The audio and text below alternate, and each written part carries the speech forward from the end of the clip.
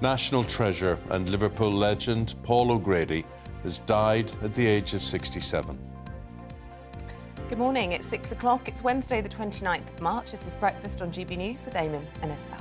Sad news leading for us this morning. The TV presenter and entertainer Paul O'Grady has died at the age of 67. In a statement, his partner Andrew Portasio said Paul passed away unexpectedly but peacefully last night. In other news, the government will relocate asylum seekers to ex-military bases and barges in an attempt to end the use of migrant hotels. Other floating accommodations also reportedly being considered, including disused cruise ships and ferries. NHS satisfaction is at its lowest level ever recorded, according to a major new survey. Trust has been damaged by massive wait times and staff shortages, although the public still overwhelmingly supports the health service's founding principles. The Northern Ireland Secretary has blamed individuals determined to use politically motivated violence for the raising of the terror threat level in Northern Ireland to severe. And the first portrait of the King since he took the throne has been revealed. The image is by the artist Alistair Barford, who also painted the late Queen. I have to say, I think it's rather lovely. Yes. Very similar to how he actually looks, and flattering and lovely. Folks, if you've got tributes for Paul O'Grady, the way you remember him, what you thought of him, the void he'll leave in your life, get in touch, gbviews at gbnews.uk, or you can tweet at gbnews.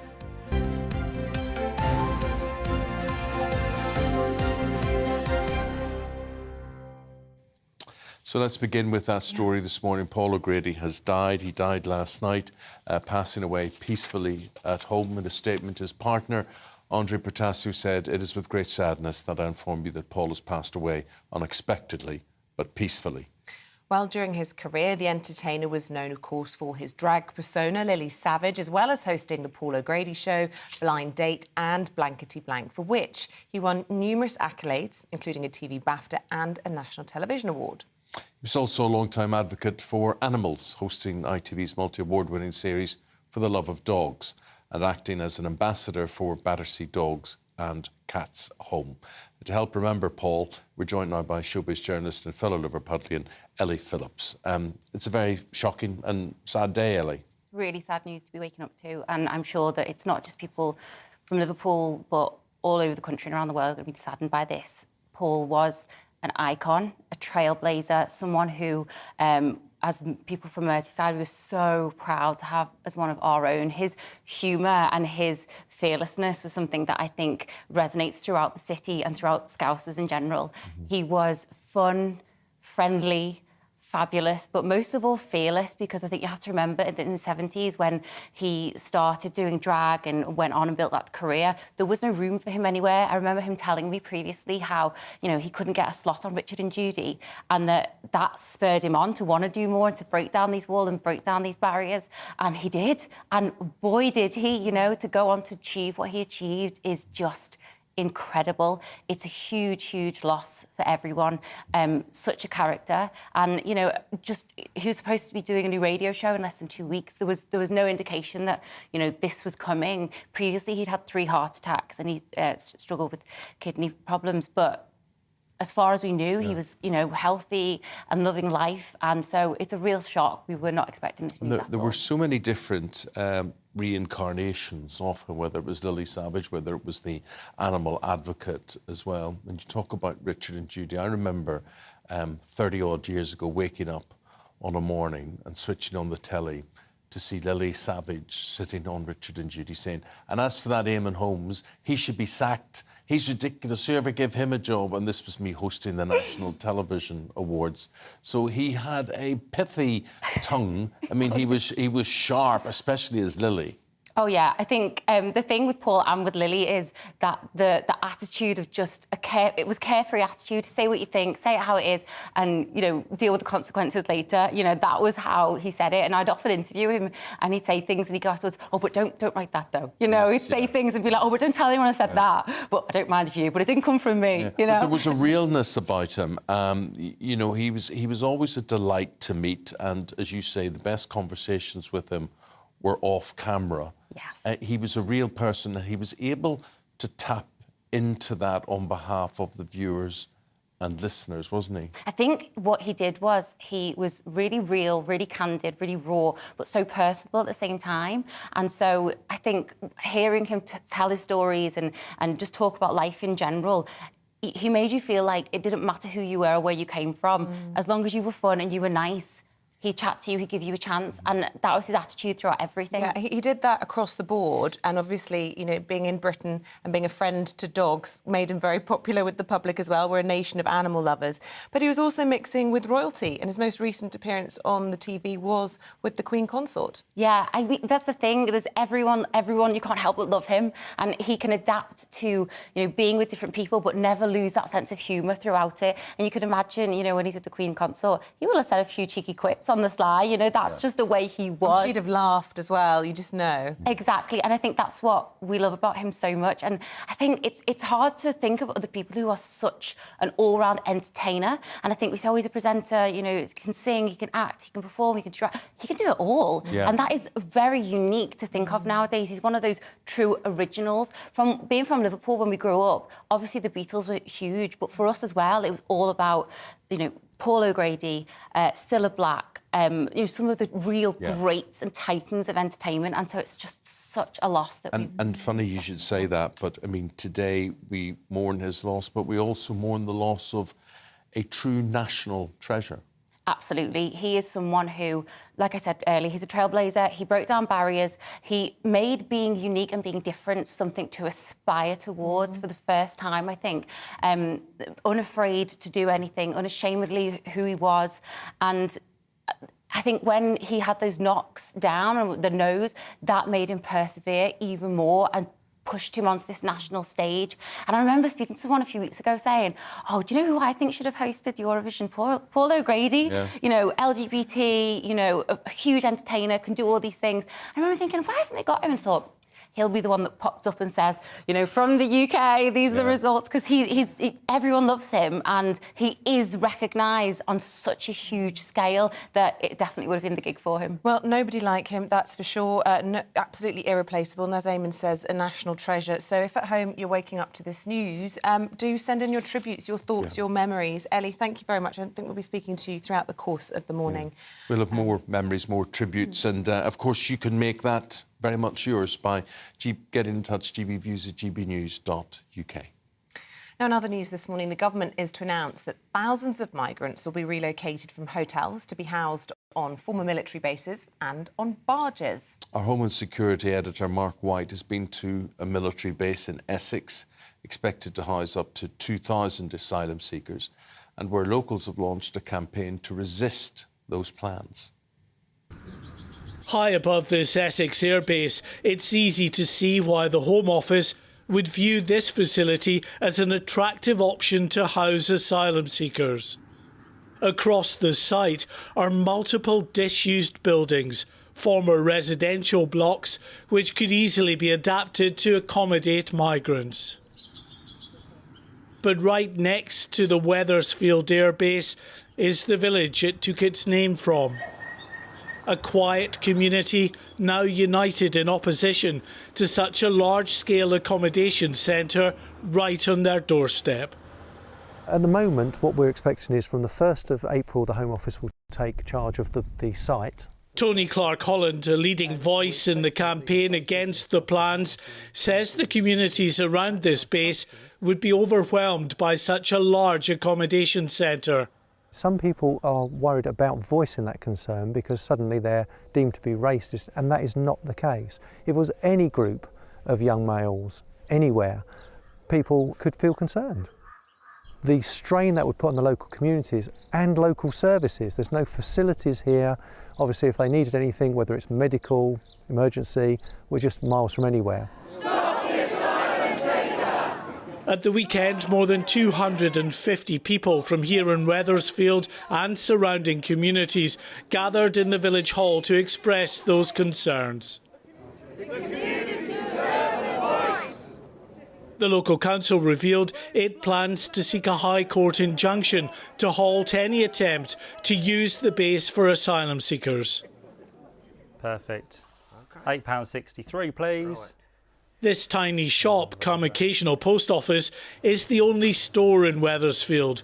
The owner says the lack of any engagement from the Home Office is simply fueling their concerns. If it's a detention centre, that's no good, surely, for people who are unfamiliar with the area, being cooped up in one small space. But then if they are allowed to roam free, then again, it's another concern. So we're not saying we don't want them, it's just the fact of it's not the right place to have them in a very secluded village. This is a familiar pattern. Locals battling Home Office plans to house large-scale asylum accommodation centres in their communities. The vast majority of these campaigns have been successful, but for the government, every victory leaves them with a diminishing number of suitable sites. The Prime Minister has promised to end the controversial use of hotels to house asylum seekers. Larger scale accommodation centres on government-owned sites might seem like a logical move, but not to those who live right next to these planned facilities. Mark White, GB News, Wethersfield in Essex. Well, for more on this morning, we're joined by the political correspondent for The Spectator, James Hill. Good morning to you, James. Look, it's on the front of lots of the papers this morning. Oh, ship, the headline from The Sun. With a barge which is used, I'm told, for sometimes offshore construction or indeed in the oil industry. And inside, very often, these huge, almost dormitory-style accommodations. Is this a real plan? Is this going to be announced today? Tell us more. Yes, we're expecting, and there's sort of two prongs to this, one of which are the kind of RAF bases we just saw. There's two, one in RAF Scrum and one of RAF Wethersfield, which is the constituency of James Cleverly, the Foreign Secretary, and that's one part of it. That's expected to take about 3,000 migrants, and then the other one are these kind of ships that we're talking about. Ministers are believed to have procured a boat which can take hundreds of migrants, of course, and this is an attempt to try and make a dent in that $6 million a day hotel bill to house the 50,000 migrants in the country. And what do we think about this ship? I mean, is this a good idea? It's obviously used by many other countries. I think France have been using it. I know certainly the Netherlands have used cruise ships as well. But when we think of some of the problems we've seen of having large numbers of asylum seekers kept together in close proximity, there have been outbreaks of disease and things. I just worry that this could perhaps be a bit of a disaster waiting to happen. Yes, quite. I mean, this was something they discussed at Cabinet yesterday, which was that, other countries, you say Netherlands, Germany, Belgium, are using similar systems like this to deal with this problem. It's a European-wide problem, of course. But then you have to set against that, you've got the practical difficulties of this. First of all, of course, we've discussed it for a long time. I think in the 80s there was an attempt to try and have some asylum seekers on one such ship, and the ship actually, in a storm, was untethered from the port it was in and went out to sea, and them had to be rescued. So you can see the sort of practical difficulties with that. Also, second, of course, it's only hundreds of migrants talking about in 51,000 or so people. And then, finally, if it was such a great idea, why don't we do it for prisoners before? So there are sort of lots of practical difficulties, and I wait to see we get some of the details, and some of these questions will be answered. Not least, of course, is that this government has floated it before in 2021, the idea of having migrants on ships. What has changed now? Why is this now practical? And that's the key question they have to answer. And you mentioned questions within the Cabinet about this, so you can only imagine how that will go and you sort of take that further. But also within the Cabinet, questions about child refugees. And this was something that the Prime Minister was asked yesterday. And also James Cleverly, you mentioned as well, also not happy about the use of a former RAF dam busters site being used. There's divisions across the board on this, and some indication perhaps of tensions between, in fact, the Home Secretary and the Prime Minister on her desire to try and close loopholes and his absolute insistence on not breaking the ECHR rules. Yes, and there's, I think, departmental splits as well, because you've seen reports that the Attorney General is a bit more uneasy, perhaps, about breaking some of those international laws or getting them into that territory. The Home Office and Number 10 had a bit of a behind-the-scenes row before these proposals were being introduced about how far you wanted to go. There's also sort of personal considerations, of course, and you talk to government MPs, and they're all very keen to kind of house them somewhere, but obviously not in their patch. They never want it in their area, which is the kind of, the big tension there. So this is something that the government, they're all sort of united on trying to stop the boats, but of course then you get to individual measures. That's the key question. And as you say, Rishi Sunak was asked about this at the liaison committee yesterday, and he tried to give a sort of dispassionate answer, trying to talk about how, you can't incentivise people coming here and using children as sort of props, essentially. But that is a difficult argument to get in, and one which he's going to have to fight with the Tory left on, I suspect. OK, James, thank you very much indeed. Yeah. Time coming up to 6:15. The Northern Ireland Secretary has blamed individuals determined to use politically motivated violence after MI5 increased the terror threat level in Northern Ireland from substantial to severe. Well, yesterday, the Deputy Chief Constable of the Northern Ireland Police Service said those committing violent acts were trying to stop officers from doing their jobs. The main thing here about this threat for the police service is making sure we get to calls, that we deal with domestic violence, we deal with sexual offences, we deal with road traffic order stuff, we deal with antisocial behaviour. So we're there for you, our community. And in doing so, we have to take measures to protect ourselves, because we do know that there is a small group of people, and they're very small, but who would be keen to murder police officers to do that. And what they're trying to do here, folks, beyond no illusions, is to stop policing. They want people not to be prosecuted for all the offences I've just talked about. And so our job, my job, is to make sure that we serve you properly, keep the community safe, and in doing so, we will bring the resources to bear to keep our officers safe and the community safe to do that. Let's get some analysis now from our Northern Ireland reporter, Dougie Beattie. Dougie, very good morning to you. We're now only a couple of weeks from the leader of the Western world visiting Belfast. Are these two things connected? Well, they well could be, Eamonn. You heard Mark Hamilton there, Deputy Chief Constable of Northern Ireland, giving a pretty stark assessment of where they are. And of course, this all comes on the back of the attempted murder of DCI John Caldwell in Omagh just about a month ago. That particular officer still in a very serious condition in hospital. Now, from that was treated as an act of terrorism, which allowed the Police Service of Northern Ireland a lot of wider scope with warrants, with time they're able to hold people in custody. And when those raids took place, it must be said that the first 4 of those people that were arrested at that stage, or in that first 4, were actually from the unionist community, which would point to how blurred these lines are between paramilitaries and organised crime, because of course the new IRA would be from the nationalist community. And raids have been taking place right throughout Northern Ireland since then. There's about 100 officers on that particular case, and you can only imagine when they put the doors in those houses the type of information that they actually took back in and around targeting and weaponry. And of course, even yesterday in Ballamagorty in Derry, 2 arrests made and ammunition seized there by the Police Service of Northern Ireland. So when that assessment has been done, it's pretty much been that it's worrying to the police service of what's going on here. But what they are saying, really, I mean, is that it's not at the 80s and 90s things that we would remember, but of course those terrorists wouldn't have the infrastructure for that. But then of course the security forces in Northern Ireland wouldn't have the infrastructure to look at that sort of campaign either. So on the run up to the US President coming here to celebrate the 25th anniversary of the Good Friday Agreement, we have the new IRA on one side pretty much showing a bad threat that's coming along the way, and we have unionists that will not go back in to sit in the institutions in Stormont because they don't agree with the Windsor Framework document. So it's not looking great for Northern Ireland 25 years on, but it's nowhere near where it was 25 years ago. Thank you very much indeed. Let's bring you up to date with the rest of today's top news stories. A new survey has found that public satisfaction with the NHS has dropped to its lowest ever level. An NHS spokesperson says it's investing up to £14.1 billion in health and social care over the next 2 years to support the workforce and patients. Holmes will be sworn in as Scotland's 6th First Minister later today.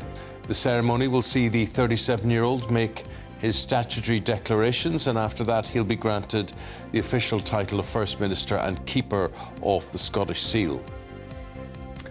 The King and Queen Consort will arrive in Germany for their state visit this afternoon. They're both expected to receive military honours at the Brandenburg Gate in Berlin, followed by a state banquet hosted by Germany's president in the evening.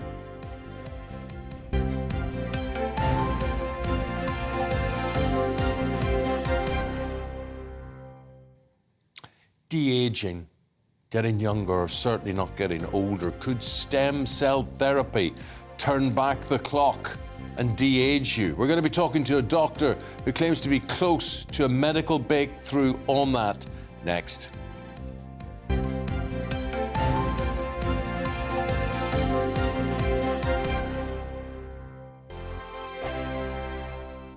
Monday to Thursday nights on GB News. At 6, it's Dubes & Co. 7 o'clock, Farage. At 8, join Jacob Rees-Mogg. And at 9, Dan Wootton Tonight, followed by Headliners. On TV, radio and online. This is GB News. It's all about family, being in people's living rooms, all the interaction and getting to know who our viewers and listeners are. When I was young, my dad used to say, Nana, stop arguing. I wanted an outlet that would enable me to give my opinion.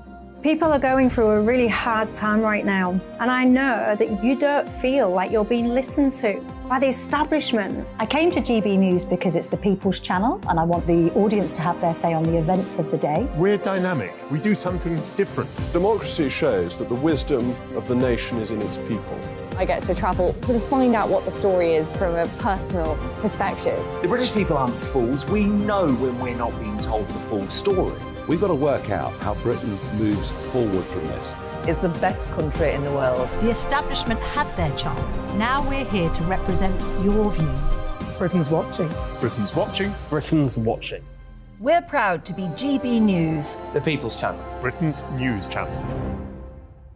Join me, Patrick Christie's, Monday to Friday, 3 till 6. We tackle the day's news agenda like you've never seen before. It's high tempo, high octane, the most controversial topics, and the best guests. You will not be able to take your eyes and ears off it. I'm not afraid to ask the questions that you really want answered. 3 till 6 p.m, Monday to Friday on GB News, the People's Channel, Britain's news channel. I'm Andrew Doyle. Join me at 7 o'clock every Sunday night for Free Speech Nation, the show where I tackle the week's biggest stories in politics and current affairs with the help of my 2 comedian panellists and a variety of special guests. Free Speech Nation, Sunday nights from 7 on GB News, the People's Channel, Britain's news channel.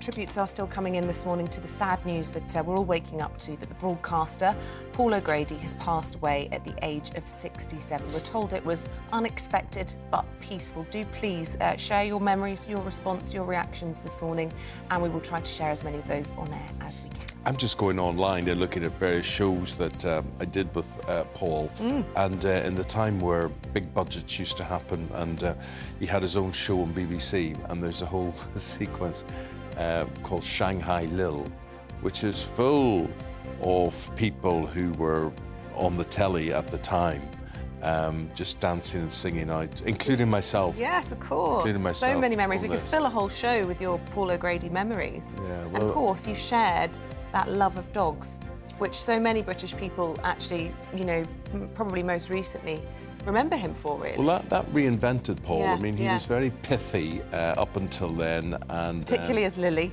Especially as Lily, and then this whole thing about going into Battersea Dogs Home and you know, talking about these dogs and actually adopting a few of them himself as well. And he had a very famous dog, whose name I now forget, which I think he named his television company after the dog, but he used to bring it on to his ITV tea time chat show as well, and then the poor wee doggy died after that. But yeah, that really did reinvent him and put him very firmly in the hearts of the nation, and that's why he was and always be remembered as a national treasure. Absolutely, and 67 is no age at all. It is a big shock, and nobody was expecting it. And of course, we pay tribute to his family and close friends. Very difficult when people pass away suddenly, but we're so pleased to hear that it was peaceful. We're told it happened on Tuesday evening, and his partner, in a statement, saying, "It is with great sadness I tell you that he has passed away. He'll be greatly missed by his loved ones, friends, family, animals, and all those who enjoyed his humour, wit, and compassion." Well, Paul actually lived on a farm. He had a farm, so all these animals still all now have to be looked after. They're all orphans now, aren't they? And the time is coming up to 6:25. We're asking this morning, could social media be the key to averting the death of the high street? We'll be finding out at 7:15. 7:20, discussing if hen nights and stag do's are ruining Britain's historic cities, or if they're a crucial part of the economy. Now, my view on that is, never been to a stag do in my life. What? Never a conscious effort decision. I've no intention. Why do I want to go and watch a lot of naked women? Why do I want to vomit in the street for Why, you know, Can I just say something? Yes, what? Controversially, my hen do was probably the best day of my life. Yeah, but that's because you're so straight. And it was better than my wedding. Yeah, but better than your wedding, you see?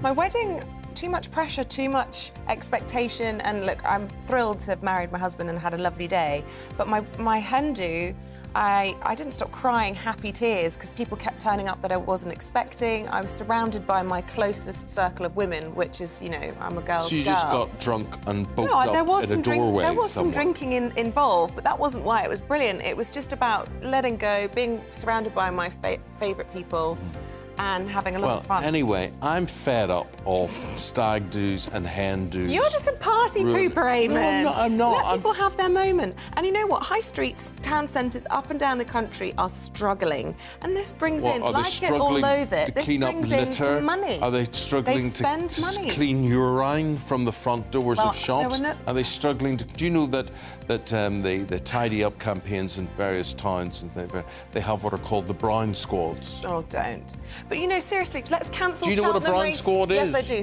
Sorting out. Yeah, but you know what? Let's cancel Cheltenham races then. Let's cancel football because all of that involves people urinating in the street afterwards. I agree. Well, no, let's not cancel it. Football Let's can just teach people involve- not to go to the loo in the street, but let's enjoy and embrace hen do's. There's a lot of stag do's. antisocial It's behaviour traditional. with it. There's a I lot of loved mine. antisocial behaviour with it. Wonderful.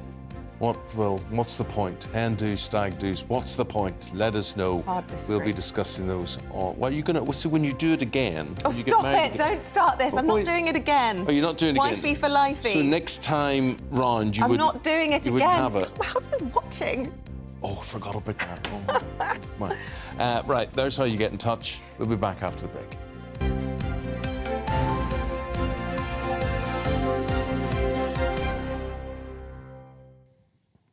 Oh, that was a short I break. thought it was an advert break. Anyway, Right. So what are we doing at the back of the hour? Obviously, so we have a link Something to else. We'll work it California, out. USA, which isn't working.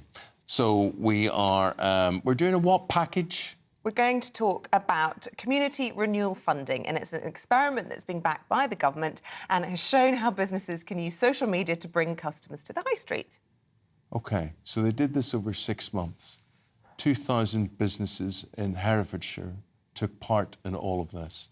And our national reporter, Theo, has the whole story. As the increase in the cost of living and flexible working continues, less people are visiting their high streets. Businesses like the Ledbury in Herefordshire are attempting to use social media to bring customers in. But is it working? It's absolutely helped us, and I think the opportunities for small business, especially on social media, Instagram, Facebook, all of them really, is endless if you are confident and have the knowledge and know-how, which maybe have given us, to explore all the different services they have to offer and to reach the maximum audience. Whether you want a drink or something new to wear, you can find it here under one roof. They are one of more than 1,700 businesses in the county who took part in a government-funded social media pilot. During that time, businesses taking part had a 15% increase in footfall, whereas those who didn't take part had 7.4%. Social media specialists argue more companies need to invest in their online presence. Only 400 businesses post something on a daily basis on social media. It's a challenging market, right? So you've got to really look to be able to expand your business today. I think there's a big misunderstanding that social media is sometimes seen as a digital channel. But actually, as consumers, we've got a phone in our hand all the time, and it's what you see on your feed determines what you do. Could this shake-up in approach be the answer? We have quite a big following that we're trying to grow, and part of a service that maybe offers is to grow an audience that reflect other people who have been interested and enjoy the business. So that way we get to kind of maximise our reach and let everyone know what we're doing, and that we'd love to welcome them to the Ledbury. And it's that strategy many in this area are taking on in order to drive footfall from online into physical stores, as increasing footfall in high streets remains a challenge for businesses across the country. Theo Chikomba, GB News. So coming up, we're going to be continuing to pay tribute, as we will do all morning, to the TV presenter Paul O'Grady, who sadly we've woken up to the news passed away at the age of 67. Lots of your emails and thoughts coming in this morning. This from Wens Findlay in Wakefield. Just switched on, heard the news about Paul, one of the best presenters I've known. His love of animals was also so marvellous. May he rest in peace with all the animals he gave so much joy to. And this from Randall Owen. I'm so saddened Paul has passed. Him and his beautiful friend Scylla will be raving it up already. Bless him, R.I.P. And that's spot on, isn't it? He obviously took over Blind Date after Cilla Black passed away, and it's those lovely tributes that we'll be reflecting throughout the course of the morning. We've got the papers, Amy Cameron and David Miller next.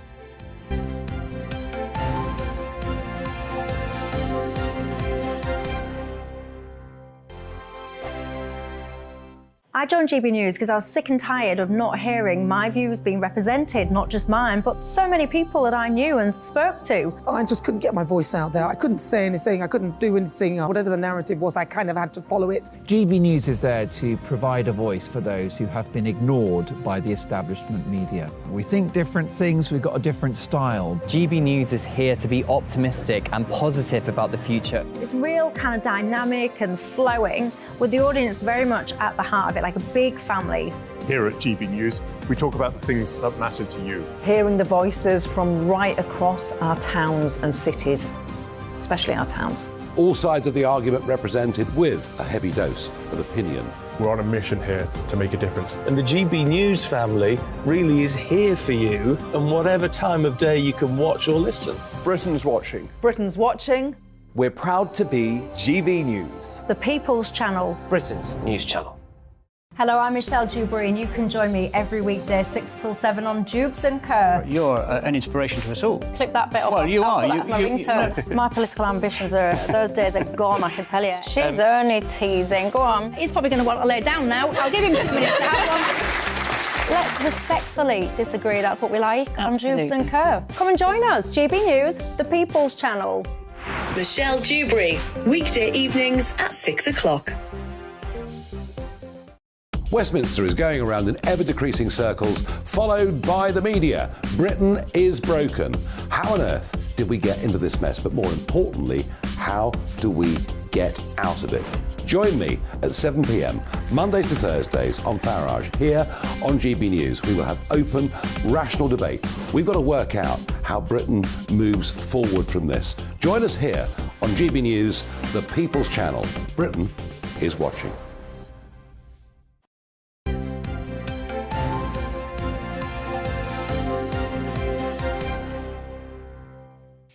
Welcome back at 6:32. Let's bring you up to date with today's front pages. Here's the Mail. It's leading with the government's plan to house migrants on cruise ships and barges in an attempt to end the use of hotels.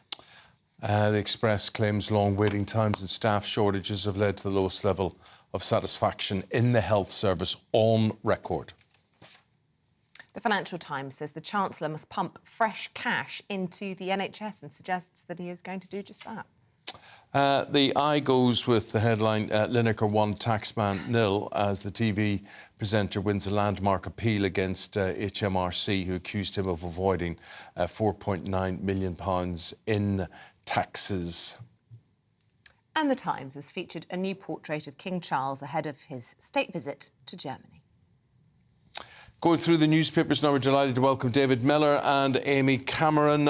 David, I'd like to begin with the Sun. They're going really big on these giant barges that the government are bringing into practice or use to house small boat migrants. What do you think? Well, I mean, it's a further desperate effort by the government to try to get on top of a problem that I don't blame them for trying to get on top of. It's just that they've been singularly incompetent in being able to do so.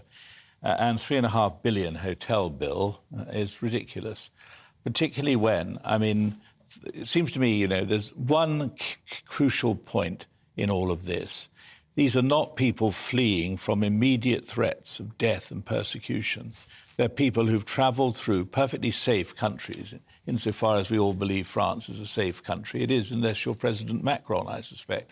And so what on earth are we doing allowing people who allow themselves to get washed up on our beaches to actually go and be put into good quality hotels. I mean, it's like now they're going to be put in a good quality barge. I mean, these things, I mean, to say that this is saving £1 million a day or whatever it is, I mean, it's not as if a barge specifically rigged out like that comes cheap, is it? No.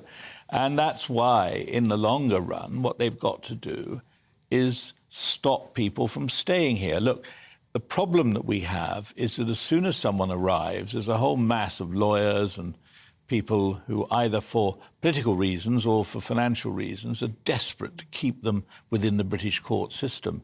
And what it seems to me quite clear that the government has always failed to do is to get the courts out of this by being able to pass a law that actually means that if you choose to come here and you have no right to be here, you have no right to get the British courts on your side. Well, look, I know that Amy will hard disagree with a lot of what you said, but I think it is important to separate out those people who are technically economic migrants, people coming from Albania, and as David says, not fleeing immediate threat to life or danger, with no legitimate claim to come into the UK. Will these sorts of measures, whether they're barges, whether they're flights to Rwanda, serve as deterrents rather than a hotel? What I don't get about David's argument is he seems to think that, well, they've come via Germany, they've come through France, they should stay off there. Why is it Germany's problem or France's problem and not our problem as well? It's all our problem, surely. Yeah, I mean, there's so much in this. As you've already pointed out, Isabel, I do hard disagree with David on this. I think first thing is to note that yes, predictable. The first thing to note is the vast majority of people... How many people do you think we should bring in? 500,000, 1 million? So, how many a year do you think we're able to cope? Right now, the number of people that are coming over in small boats is smaller than the number of people who go to Old Trafford on a Saturday. So I think we shouldn't overestimate... The increase in the British population every year is 250,000 as a result of people coming in from overseas.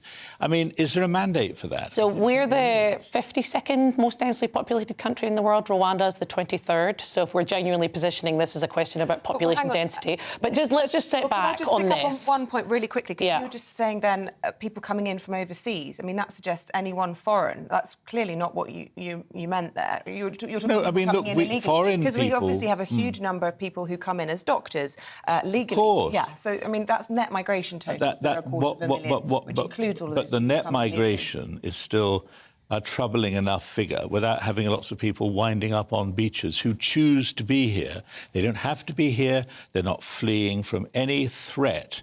They want to be here, and part of the reason they want to be here is that we're stupid enough to stick them in decent quality hotels. Why? Absolutely nobody... What are they doing with them in Germany and France, then? I mean, they must be accommodated there as well. Putting them on barges.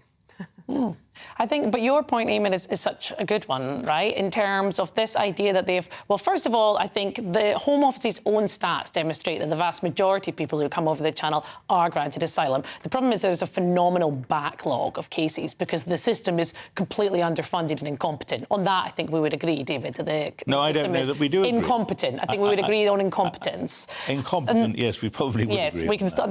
Let's take that as a win. And then I think to your point, Eamonn, on the kind of where does this end, this idea that people have passed through safe countries. I think first thing to mention is the vast majority of refugees are within their own countries, and following that, they're within neighbouring countries. The proportionate number of people who come to Britain is tiny. I think Germany have 4 times the number of refugees settled, France around 3. They're a much larger country, to be fair, Germany, in terms of population and indeed landmass. But you know, the cost to taxpayers has to be forefront in all of this. The cost to taxpayers absolutely is a concern, but the cost is being driven up by a completely incompetent system which is failing to process people. So the reason there's so many people stuck in hotels, and I think this idea that they're having a sort of lovely jolly is ridiculous. They don't want to be there. They want to build lives. They want to work. They're not allowed to do any of those things. No. People come to the UK for a variety of very legitimate reasons, not least language, not least a perception globally that we are a fair and decent country. Let David come back to that. I mean... Well, the only thing I would say is that a lot of people come to the UK in order to have a career as criminals. All these don't pull your face like that. But that's just such a blanket and unfounded statement, David. Semi-invasion that there was had everything to do with Albania being a centre for international drugs crime. And you ask any police officer involved in this, they will tell you the Albanians are at the heart of a lot of the most serious illegal drug trafficking in this country. And David, are you happy with where the government are at in terms of tackling the Albanian question specifically? Because they have gone to great lengths to talk to the Albanian authorities, and they are trying to deport and send back Albanians specifically, aren't they? And they seem to have made some progress on that. But half the problem is that there was a lot of talk years ago when Priti Patel was Home Secretary, but nothing was done. Look, as long as these people have access to the courts, we'll never get rid of them. That's the problem. OK, well, I think we're going to have to agree to disagree. I don't think there will ever be consensus on the panel on that one. What about on the NHS? And so many NHS stories around this morning, but this is the front of the Express. The British public is shocking loss of faith. And this is a King's Fund Nuffield report, which shows British social attitudes. What's going on here? So this is reporting on a record low levels of faith in the NHS and frustration with waiting lists and inability to be seen. It's fallen from a record high of 70% in 2010, which, as your viewers will know, is around the time that the Conservatives came into power, to its lowest level ever at 29%. I think, and it's important to note that in parallel to that, there is no drop in support for the NHS as an institution, as a much-loved public body as we know that it is. I think what we've seen in the NHS is chronic underfunding driven by austerity, combined with pandemic, combined with an inability of this government to wrestle with the staff shortage issues because of people not being paid enough, because of Brexit resulting in fall of numbers of people coming from the EU. We also do have an ageing population, and subsequent governments have failed to tackle the social care crisis, and that's what's led to this. And I think until we see serious investment and a serious kind of grasping of the nettle of the NHS, levels of satisfaction are going to continue to fall. And I think we're told this false story that there is no more money, there's no magic money tree for the NHS, and we'll need to think about it completely differently. And yet we know there are 177 billionaires in the UK. The UK has become a poor country with rich people living in it. So the idea that there isn't money... Do we get the billionaires to pay for the health service? Yes, why not get the billionaires to pay for the health service? I'd love that. The top 1% already pay over a quarter of taxes in this country. But I mean, the front of the FT this morning, a £3 billion injection is being reported from Jeremy Hunt, and the suggestion is it's in addition to the £4 billion that's going to be needed to meet this pay agreement that they've made with the NHS. So it certainly seems as though the government is making strides to try and tackle this problem in the NHS. The increase has been enormous. And the idea that the odd passing billionaire can pay for the NHS, you just look at what the NHS budget actually is. And one of the problems, even when in my time when I was Chief Secretary, and it's even more of a problem today, is how do you save the money to spend on something other than pouring it down that huge drain marked NHS? And no one's pretending the NHS doesn't have real challenges. Of course it does. But the problem with the NHS is it will totally consume public expenditure if you're not careful. Assuming, of course, which you may not agree with, Amy, I'm quite prepared for this, that you actually believe that public expenditure has to be kept under control, but you probably don't. I think public expenditure should be proportionate to the need.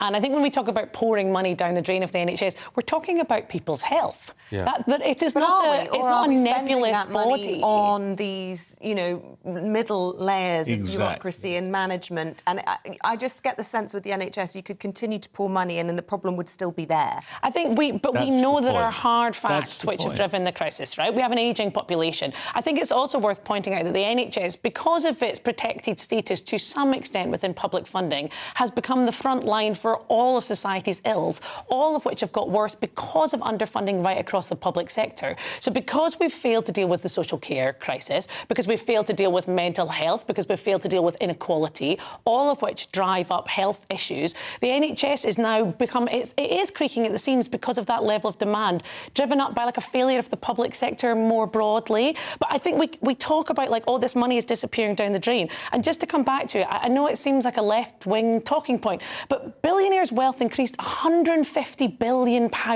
between 2020 and 2022. How can that Soak be right the while our rich. public sector Is that is the idea? failing? Soak the rich. But we know, even if you put aside the sort of morality issue of that, unequal societies do not function well on any metric. Here's the thing. What the survey finds, of course, is no one's against the principle of the NHS. They all think, free healthcare at the point of entry and it should look after all of us. But as sure as heck, as we all get older and our health fails, we all need the NHS. Absolutely. So I think what we do need to do is to look at a different way, David, of funding it.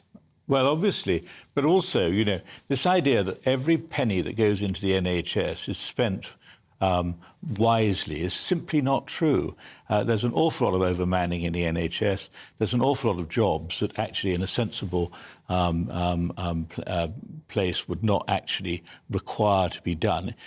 What you have to do is to get the NHS efficient and effective and dealing with the sharp end of healthcare. A lot of the money they spend is not on the sharp end of healthcare. But I think right now we know the understaffing is not coming from any perception of middle management. The people that we can't get to staff the NHS are nurses, paramedics and junior doctors. So until you grapple with the fact that we are not paying people enough money to keep them in that vital work, you will have a collapse. There is no way to revitalise and reform an NHS system which is chronically understaffed. I don't understand but I suspect the other thing where you and I would disagree, Amy, is that you probably have political reasons for not wanting people to have private health care.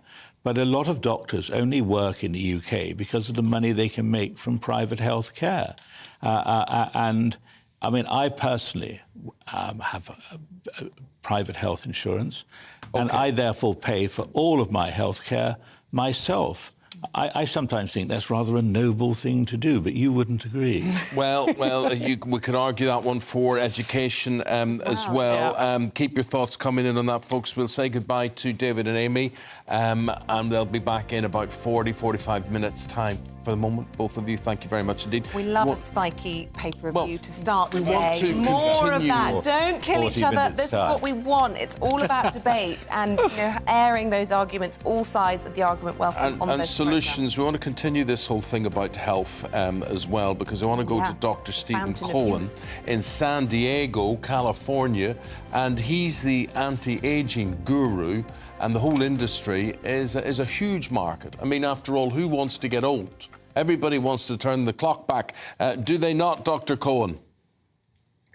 They do. And interestingly, when I listened to your last segment, I realized that it's not just about youth, it's about establishing wellness and health and proactively taking care of ourselves before we get sick. Because now with genetics, we know what is going to ail us, and we can head this off at the pass rather than wait until we develop our cancer or our heart disease. So all of this fits into these concepts of wellness and longevity. It's not just a matter of looking better, it's actually making our cells healthier and beginning to proactively structure our health care so that we can take advantage of longer, healthier lives. There are two topics, or maybe even three topics, that we can all relate to. That is cancer. It affects so many of us, if not ourselves, people we know, ageing and death. And this seems to be looking at prolonging life and dealing with all of those things. So just explain to us what the cure-all, what the magic is that is found within a stem cell and how it works, but in sort of terms that we can understand. So let me make it simple. There's an experiment that was done where they took an old mouse and a young mouse and they joined their circulation together. And when they sacrificed the old mouse and the young mouse, they found that the old mouse's organs, the heart, the brain, the lungs, all became younger. And the old and the young mouse, all of their organs became older. And why? Because of these kinds of circulating factors that are produced by stem cells called exosomes. And so as we begin to learn how cells communicate with each other, we realize that our cells send out signals when we're not healthy, and they ask for help from cells that are healthy. And as we begin to capture these mechanisms and understand how they work, we will be able to treat the frailty of aging much more effectively, not just appearance-wise, which of course I love because that's my job, but I'm talking about health-wise as well.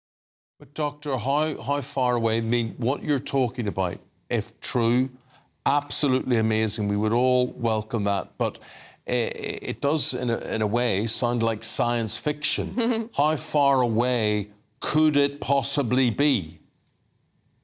Well, if you want to fly to Panama, it's about, I don't know, how far away is that, 10, 11 hours from London? Yeah. You can go have these treatments right now because we can actually use allogeneic, meaning somebody else's cord stem blood cells, and these will actually have remarkable effects on aging. And these have been measured with biomarkers. So these are now becoming legitimate concepts, not like far-fetched science fiction. I suspect within the next 5 years, we'll be doing these kinds of This is amazing news because sooner. all around the land, all around the world, but all around our audience who's waking up today, Doctor, it's full of people who are rubbing gels on themselves to negate pain, to breathe life into their aching muscles. Wrinkles. And I'm talking to one beside me here who's rubbed her neck today because... Oh yeah, I did my neck in the night. Yeah. I'm creaking gait now. And you do the wrinkle thing as well. Doing that as well. But I mean, this is the cure-all for everyone, and you're saying that it's perhaps within 5 years, touching distance for all of us. Yeah, I think that the paradigm of medical care is going to shift to, we know when we're born what direction we're headed. So if everyone in our family has heart disease, we may go on Lipitor when we're 5 years old. If everyone has a genetic predisposition to cancer, we're going to be able to diagnose cancer when the first cell breaks off and goes into the bloodstream. Maybe it's like treating an infection. You take a week of antibiotics, in this case, a week of chemotherapy. So as the paradigm of healthcare shifts to a more proactive approach using regenerative medicine and longevity concepts, I think we're going to live longer and healthier, and we're also not going to drain our system, as you guys were discussing earlier, any of our system. You see, you hit upon a key area there, Doctor. You said we'll live longer and healthier. My mother has just died. She was 94 years of age. I would not want to have lived to her age because she lived longer, but she didn't live better. Exactly. So if we extend healthy living by 1 year, do you know what that saves the world in healthcare costs? No. $54 trillion if we extend life, healthy living 1 year. But goodness meaning me, if we go on a diet. I mean, there's so many ethical questions to all of this, and I want, if we do live longer, we keep having babies. We need people to die. Otherwise, we're just going to cramp the whole planet. I mean, there are implications to often these things. We're seeing it with AI. We make these huge advancements in science and understanding, but then we kind of open a whole other can of worms, which I want you to respond to. But I also wanted to ask you, before we let you go, about whether or not it's true that pregnant women experience a little bit of this fountain of youth, that they're creating stem cells when they are creating life. And actually there is, I've heard it anecdotally, and I don't know if it's scientifically true, that, often women are said to be glowing, to be blooming when they're pregnant. And is that in any way linked to this? Very, very possibly. It's a very good question, but I think very possibly. OK, and what about the ethical question? Again, circulating factors from, the fetus may absolutely make them younger during the duration of pregnancy. It's very feasible. Interesting. Doctor, your work is absolutely incredible. You're a pioneer, you're a longevity expert. Are there those who see you as a sort of Dr. Frankenstein as well? Are there those who fear what you do? Of course. Anytime there's innovation, people fear.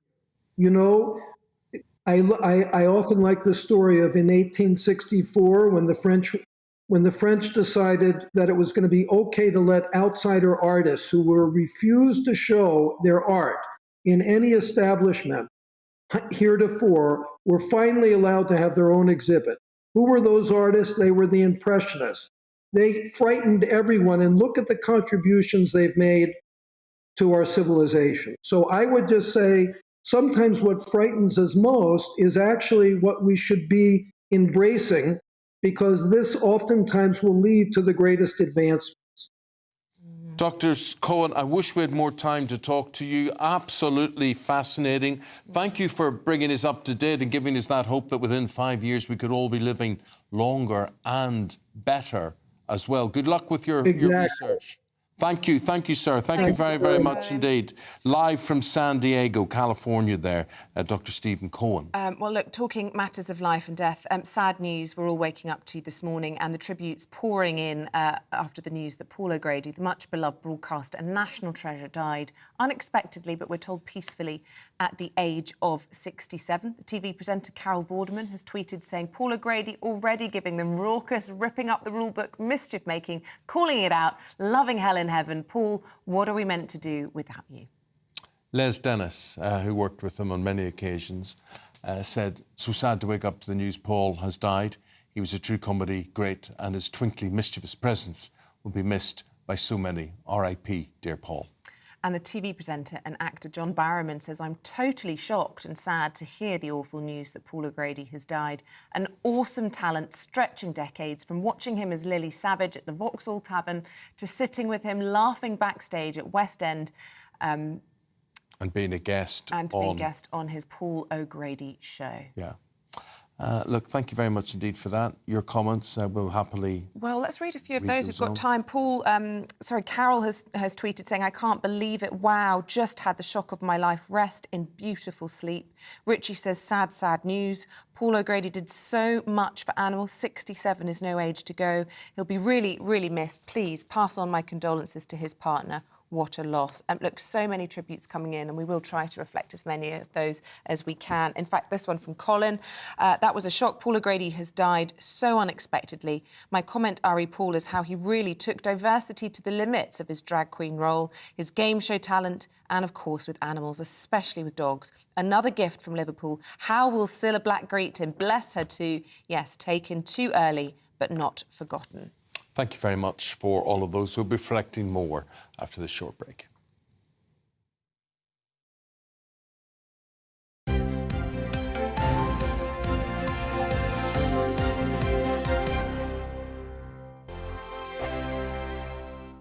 First and foremost, I am a GB News fan, and I was before I was working here. Just love the fact that we're asking the questions that a lot of establishment media won't ask. With a bit of a twist, we not only want to inform you, but we want to keep you entertained. It's worth the drive because you get in and the team's all ready and waiting, they're itching to go, and it's a proper little family. GB News is the People's Channel. It's the audience that makes the programme sing. We're giving our viewers and our listeners a voice. I see the thousands of your letters, tweets, emails, you name it, coming in. Britain is broken. How on earth did we get into this mess? But more importantly, how do we get out of it? The establishment had their chance. Now we're here to represent you. It's time for something different. It's time for GB News. I'm very patriotic. I believe in Britain. Our best days lie ahead. Britain's watching. Britain's watching. Join us here on GB News. The People's Channel. Britain's news channel. Monday to Thursday, 9 p.m. till 11 p.m. Join me, Dan Wootton. I'll bring you the sharpest takes and hottest debates. Do you not believe in prison? I don't believe in prisons. I'm completely stunned. I guarantee you there'll be no spin, no bias, no censorship. I actually was personally quite offended by it. And no reason to go to bed. So I guess they've always been quite woke. That's Dan Wootton tonight on TV, radio and online. Monday to Thursday from 9 p.m. till 11 p.m. on GB News. The People's Channel, Britain's news channel. I'm Simon Evans. Join me on GB News for Headliners at 11 p.m. What's the scoop? I'll be joined by two of the country's top comedians. That's right. As we take a look at tomorrow's newspapers tonight. We're going to get into trouble. If it's a big story, we'll be covering it. Spill some tea on him. There we go. But we'll also have some fun. I wouldn't stick up a bank. My father didn't love me. So anyway. Headliners every night from 11 on GB News, the People's Channel, Britain's news channel.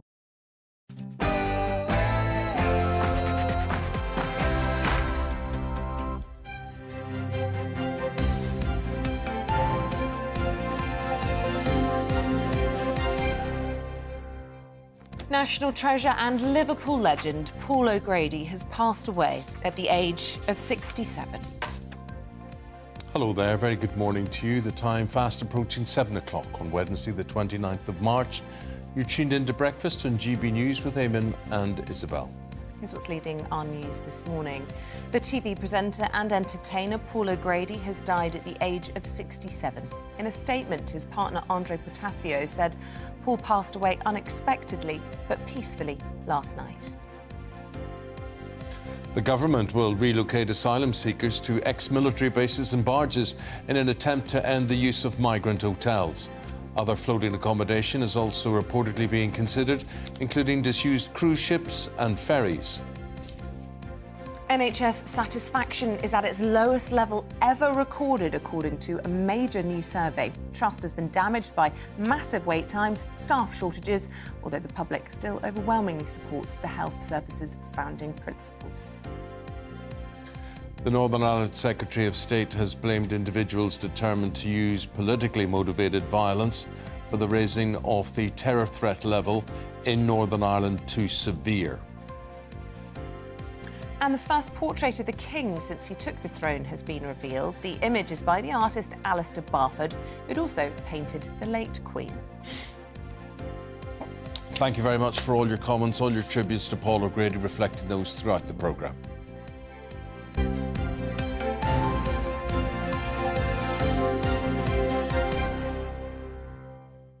So it is our top story this morning. The TV presenter and comedian Paul O'Grady has passed away at the age of 67. In a statement, his partner said, "It is with great sadness that I inform you that Paul has passed away unexpectedly, but peacefully." Well, during his career, the entertainer was known for his drag persona, Lily Savage, as well as for hosting the Paul O'Grady Show, Blind Date and Blankety Blank, for which he won numerous accolades, including a TV BAFTA and a National Television Award. His agent, Malcolm Prince, has released a statement saying, "Yesterday afternoon, I popped round to Paul's for a good old catch-up. Surrounded by his beloved dogs, he was laughing, smiling, full of life. He was so proud of Annie, so happy to be back on Boom Radio, and he was looking forward to so many new projects. Now he's gone. I can't believe it. Yeah. We've lost a unique talent. We've lost a dear friend. We were all lucky to have Paul in our lives. My heart goes out to Andre, Paul's family and friends. Oh, how I'll miss him," says his agent. Of course, he did so much for animals. His show, The Love of Dogs, but also he was an ambassador for the Battersea Dogs and Cats Home, and they've paid tribute to him this morning, calling him a devoted animal lover and a champion for the underdog. They said he had a razor-sharp humour and a perpetual generosity and warmth.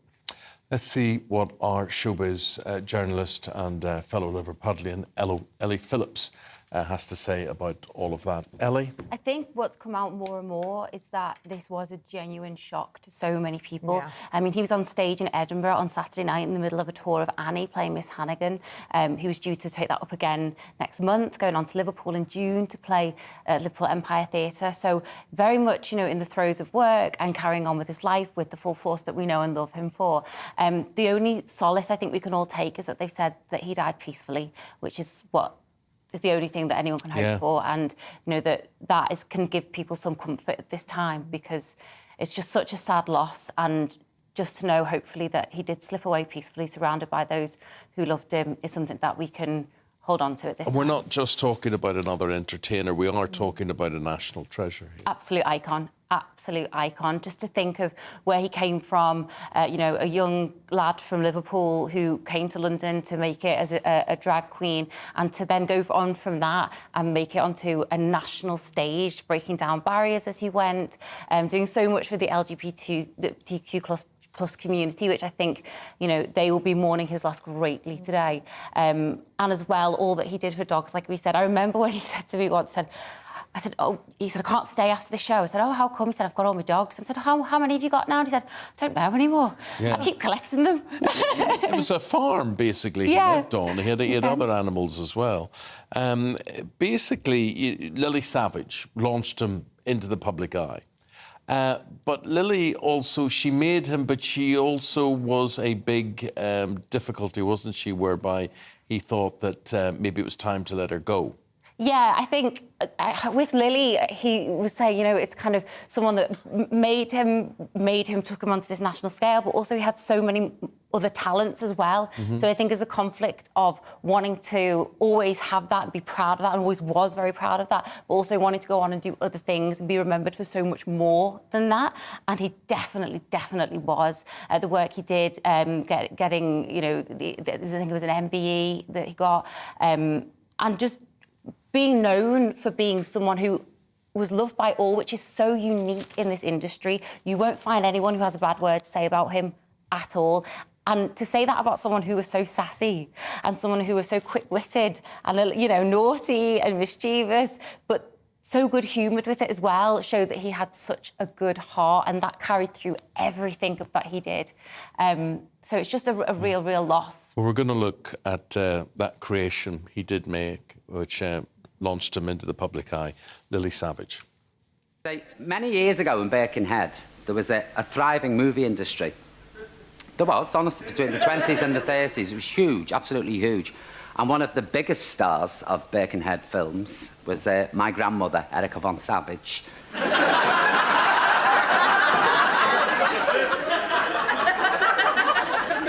had a very short career, my grandmother. She only made about 3 films, you know. I'll tell you why, because she looked the ringer of Marlene Dietrich. In fact, later on in years, she was Marlene Dietrich's stunt woman. Yeah. So there we go. I mean, you don't get called a national treasure lightly, and he spanned so many different spheres, didn't he? A sort of icon for the LGBT community, the animal lover community. He was friend to the stars, Cilla Black and him were thick as thieves, Scousers together. A friend to the royals. Yeah, that's the thing with Paul. It didn't matter who you were, what your background was, where you came from. As long as you were friendly, he would talk to you, he would embrace you, you could be part of his world, whether that be for a minute or for his lifetime. And that's a unique thing to have, someone who can connect very quickly with a whole range of people and make you feel so welcomed. Yeah. So I think that was one of the unique traits about him. He always had those stories that people could identify with. I mean, bringing the extraordinary, which was the extraordinary life that he led and the showbiz life that he led, but making it accessible to the viewer. Yes. Absolutely. Making it so that, you know, you could be a part of that world and understand where he was coming from, making it personable, relatable. I remember once he told me he also said at one point he just didn't care anymore. You know, he said, you know what, some people get into show business and they get really big and they get, oh no, I can't say that because someone will have someone will tweet about it. And he said, I don't care. He said, I got on a flight once and someone was rude, really rude, and made a negative homosexual comment, and he turned around, he said, I ripped into him. Yeah. I thought, absolutely not. And said everyone laughed at it because the way he did it really got the person, but everyone else around just was just so amused. He didn't suffer fools, it has to be said. Not suffer and fools. Actually, you know, we'll do this later on in the programme, but he walked out of various contracts that he had. I think Blankety Blank being one of them. His show on Channel 4, I think it was originally, then went to ITV, then he walked out on ITV as well. So, but he was still always in demand. Oh, always in demand. I think he had that fearlessness about him, and I think even if he wasn't, he was the type of character go, well, do you know what, I'll make something new, I'll go somewhere else, I'll do something different. There was no, you know, nothing holding him back at any point in time. But Ellie, I mean, 67, no age at all in this day and age, and look, we know he had a number of heart problems in the past, but this has come as a complete shock. Complete shock. Like Malcolm Prince, who is his producer and manager, said he was with him yesterday, laughing, joking, sitting with all the dogs, having a great time. So real shock, but I think it's Malcolm Prince's tweet is actually amazing because it makes us remember that's how he went out, and that what a joy that is. Yeah, what a joy. Is all anyone can wish for, really. But sad news that we're waking up to. New tributes coming in. Vernon Kay, fellow radio broadcaster. Paul O'Grady was one of the nicest and kindest people I've ever met. Always a joy to be around. Obviously so much fun. He will be missed. Telly and friends have lost one of the best. And indeed, lots of you expressing your sorrow as well. Paul saying, so gutted to hear about his passing. He was genuine, funny, a great ambassador for Battersea and raising awareness about giving rescue dogs a forever home. He inspired my wife and I to rescue a staffy from our local local centre after our dog died. Do keep those tributes coming in. Thank you, Ellie. We'll speak again later. Ellie. Thank you very much indeed. The government will announce today that thousands of migrants will be relocated from hotels to be housed on former military bases and barges. Well, our Home and Security editor Mark White has been to one military base in Essex that's expected to house up to 2,000 asylum seekers. High above this Essex airbase, it's easy to see why the Home Office would view this facility as an attractive option to house asylum seekers. Across the site are multiple disused buildings, former residential blocks, which could easily be adapted to accommodate migrants. But right next to the Wethersfield airbase is the village it took its name from. A quiet community now united in opposition to such a large-scale accommodation centre right on their doorstep. At the moment, what we're expecting is from the 1st of April, the Home Office will take charge of the site. Tony Clark-Holland, a leading voice in the campaign against the plans, says the communities around this base would be overwhelmed by such a large accommodation centre. Some people are worried about voicing that concern because suddenly they're deemed to be racist, and that is not the case. If it was any group of young males anywhere, people could feel concerned. The strain that would put on the local communities and local services, there's no facilities here. Obviously, if they needed anything, whether it's medical, emergency, we're just miles from anywhere. At the weekend, more than 250 people from here in Wethersfield and surrounding communities gathered in the village hall to express those concerns. The local council revealed it plans to seek a High Court injunction to halt any attempt to use the base for asylum seekers. Perfect. £8.63, please. This tiny shop, come occasional post office, is the only store in Wethersfield. The owner says the lack of any engagement from the Home Office is simply fueling their concerns. If it's a detention centre, that's no good, surely, for people who are unfamiliar with the area, being cooped up in one small space. But then if they are allowed to roam free, then again, it's another concern. So we're not saying we don't want them, it's just the fact of it's not the right place to have them in a very secluded village. This is a familiar pattern. Locals battling Home Office plans to house large-scale asylum accommodation centres in their communities. The vast majority of these campaigns have been successful, but for the government, every victory leaves them with a diminishing number of suitable sites. The Prime Minister has promised to end the controversial use of hotels to house asylum seekers. Larger scale accommodation centres on government-owned sites might seem like a logical move, but not to those who live right next to these planned facilities. Mark White, GB News, Wethersfield in Essex. On this now from our political correspondent for The Spectator, I should say, and that's James Heal. James, good morning to you. Big barges with rooms on them. What do you think? Well, I think it shows the complexity of the challenge that they've actually got to resort to these kind of measures. You know, the Cabinet were discussing this yesterday. They were talking about how this is a European-wide problem, of course. You've got things, you know, Germany and Belgium and the Netherlands have got similar schemes going on at the moment to try to deal with these issues.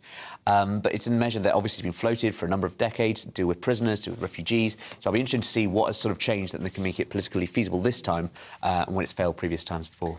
So the barges is one strand to all of this. There's talk that perhaps disused ferries or indeed cruise ships could be another use of these kind of this flotilla of asylum vessels, if you like. Say these cruise ships. I'd love to know where all these empty cruise ships are that they're saying that they're going to use. Docked. It's just talk, you know. It's just talk.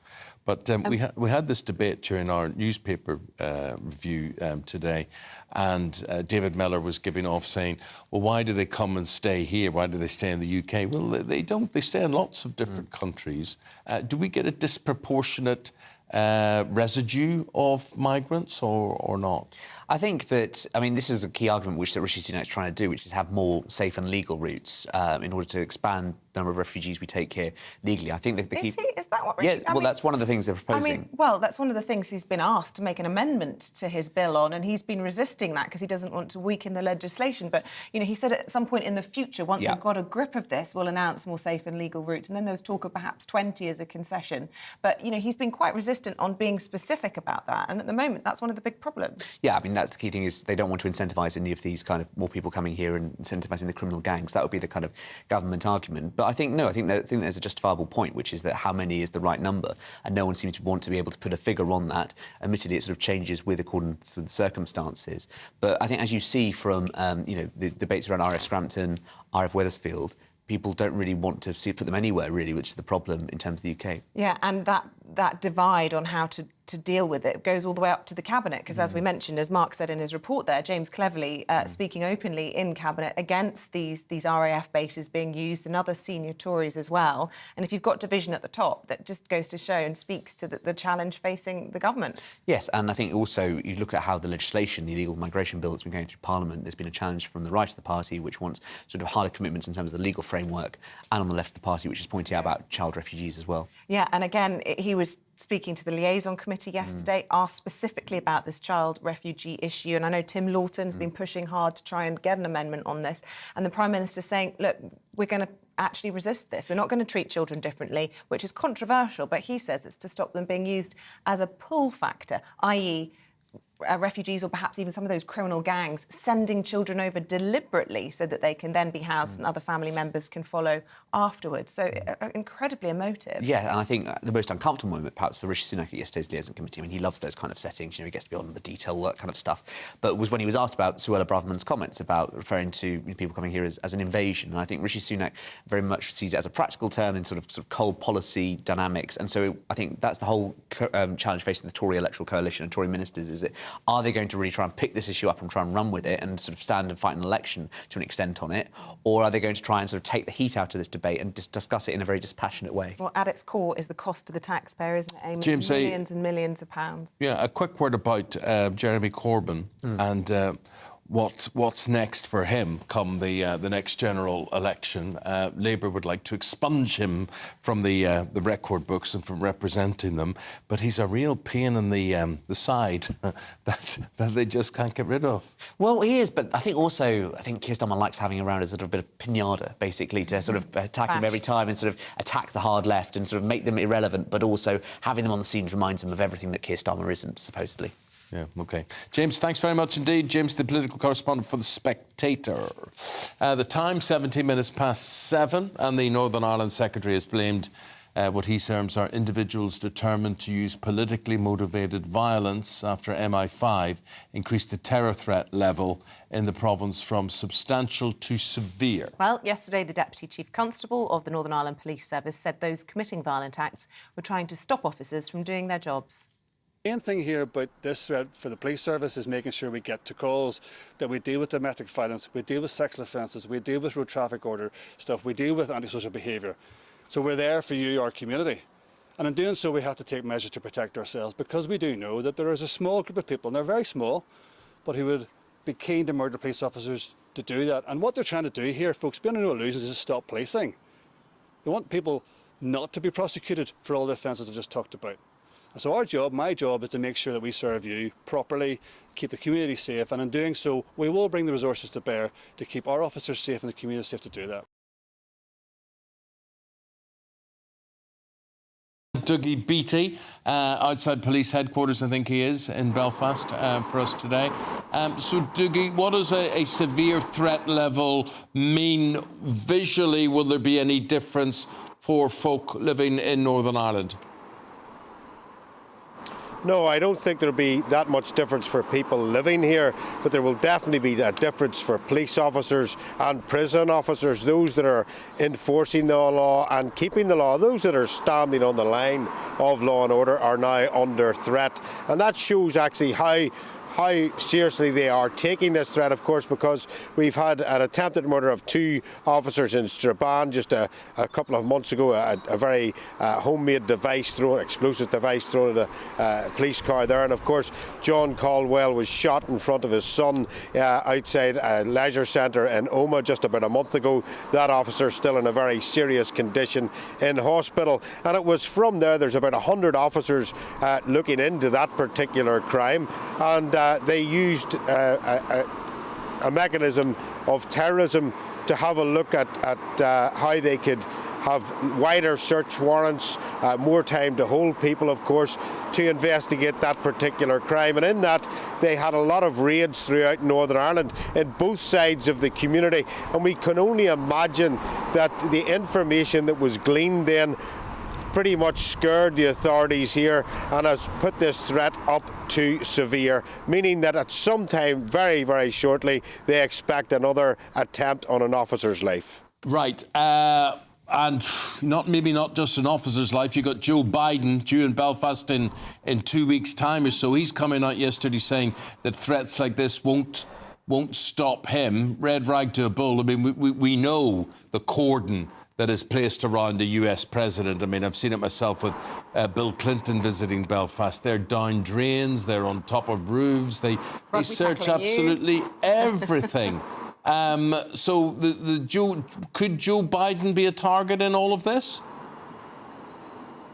No, I would very much doubt it. Irish Republicans, particularly the threat where this is coming from. I mean, the raids in Ballamagorty yesterday in Derry saw 2 arrests and ammunition recovered. Irish nationalists would not be keen to have any bad press, never mind anything else, in and around Joe Biden's visit. But they also don't. None of these terrorists here, they're almost common criminals. They haven't got that sort of technology. The troubles that you and I would remember in the 80s and 90s, that infrastructure in terrorism isn't there. And as you quite rightly say, the Secret Service and who actually gets inside that bubble when an American president visits, I've seen it myself, I've worked on them, is very, very hard to get in there and even get close. So no, I think Joe Biden will be safe as he could ever be. Dougie, appreciate it. Thanks for the update. We'll leave it there.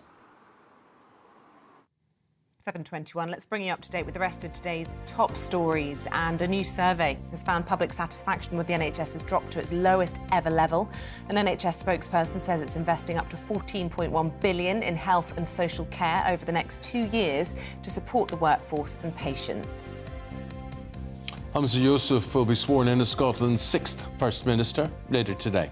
The ceremony will see the 37-year-old make his statutory declarations, and afterwards he'll be granted his official title of First Minister and Keeper of the Scottish Seal. Mourners will gather later for Baroness Betty Boothroyd's funeral. The former Labour MP died last month at the age of 98. She was the only woman so far to be elected Speaker of the House of Commons.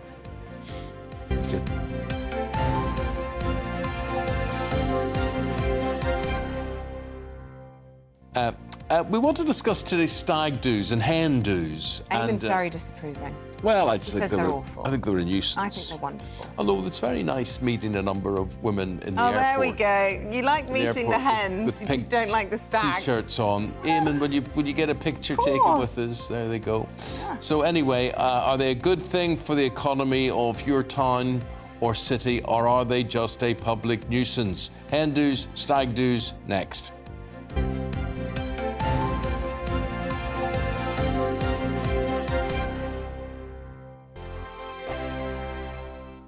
I joined GB News because I was sick and tired of not hearing my views being represented, not just mine, but so many people that I knew and spoke to. I just couldn't get my voice out there. I couldn't say anything. I couldn't do anything. Whatever the narrative was, I kind of had to follow it. GB News is there to provide a voice for those who have been ignored by the establishment media. We think different things, we've got a different style. GB News is here to be optimistic and positive about the future. It's real kind of dynamic and flowing, with the audience very much at the heart of it, like a big family. Here at GB News, we talk about the things that matter to you. Hearing the voices from right across our towns and cities, especially our towns. all sides of the argument represented with a heavy dose of opinion. We're on a mission here to make a difference. And the GB News family really is here for you, and whatever time of day you can watch or listen. Britain's watching. Britain's watching. We're proud to be GB News, The People's Channel. Britain's news channel. Monday to Thursday, 9 p.m. till 11 p.m. Join me, Dan Wootton. I'll bring you the sharpest takes and hottest debates. Do you not believe in prison? I don't believe in prisons. I'm completely stunned. I guarantee you there'll be no spin, no bias, no censorship. I actually was personally quite offended by it. And no reason to go to bed. So I guess they've always been quite woke. That's Dan Wootton tonight on TV, radio and online. Monday to Thursday from 9 p.m. till 11 p.m. on GB News. The People's Channel, Britain's news channel.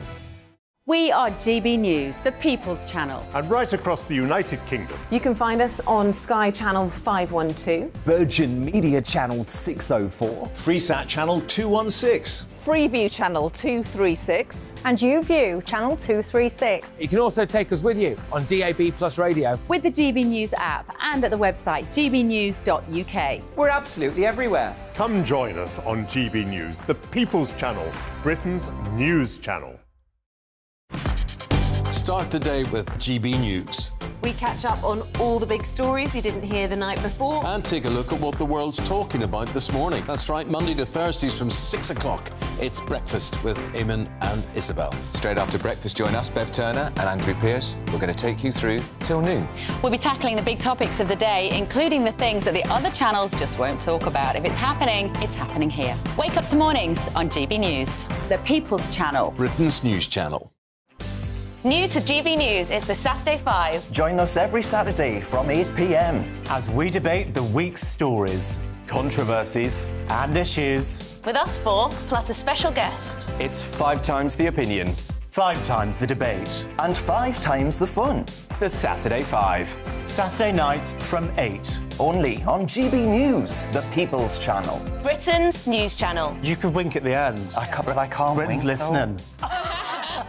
I'm Mark White. As GB News Home and Security Editor, I cover those key issues that are so important to you. Our authorities, our communities doing all they can to combat violent crime. With the public services under unbearable strain, why are we still failing to control our borders? Defence, the first priority of any government, has been continually hollowed out.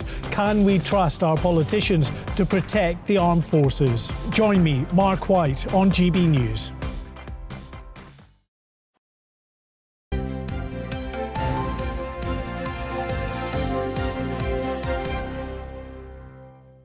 (26 minutes past 7). Still to come on your breakfast show today. At 7:45, we'll be speaking to the royal correspondent Michael Cole about the new portrait of the King, the first since he became a monarch. Also, we'll be talking about his trip to Germany and indeed not meeting his son Harry whilst he's in the UK. On the political front, the Shadow Health Secretary Wes Streeting, 8:45, about the latest British Social Attitude Survey, which puts the public satisfaction with the NHS at its lowest ever. Keep your thoughts coming in. We love you to be part of our discussions. Email us, gbnews@gbnews.uk, or you can tweet us at gbnews.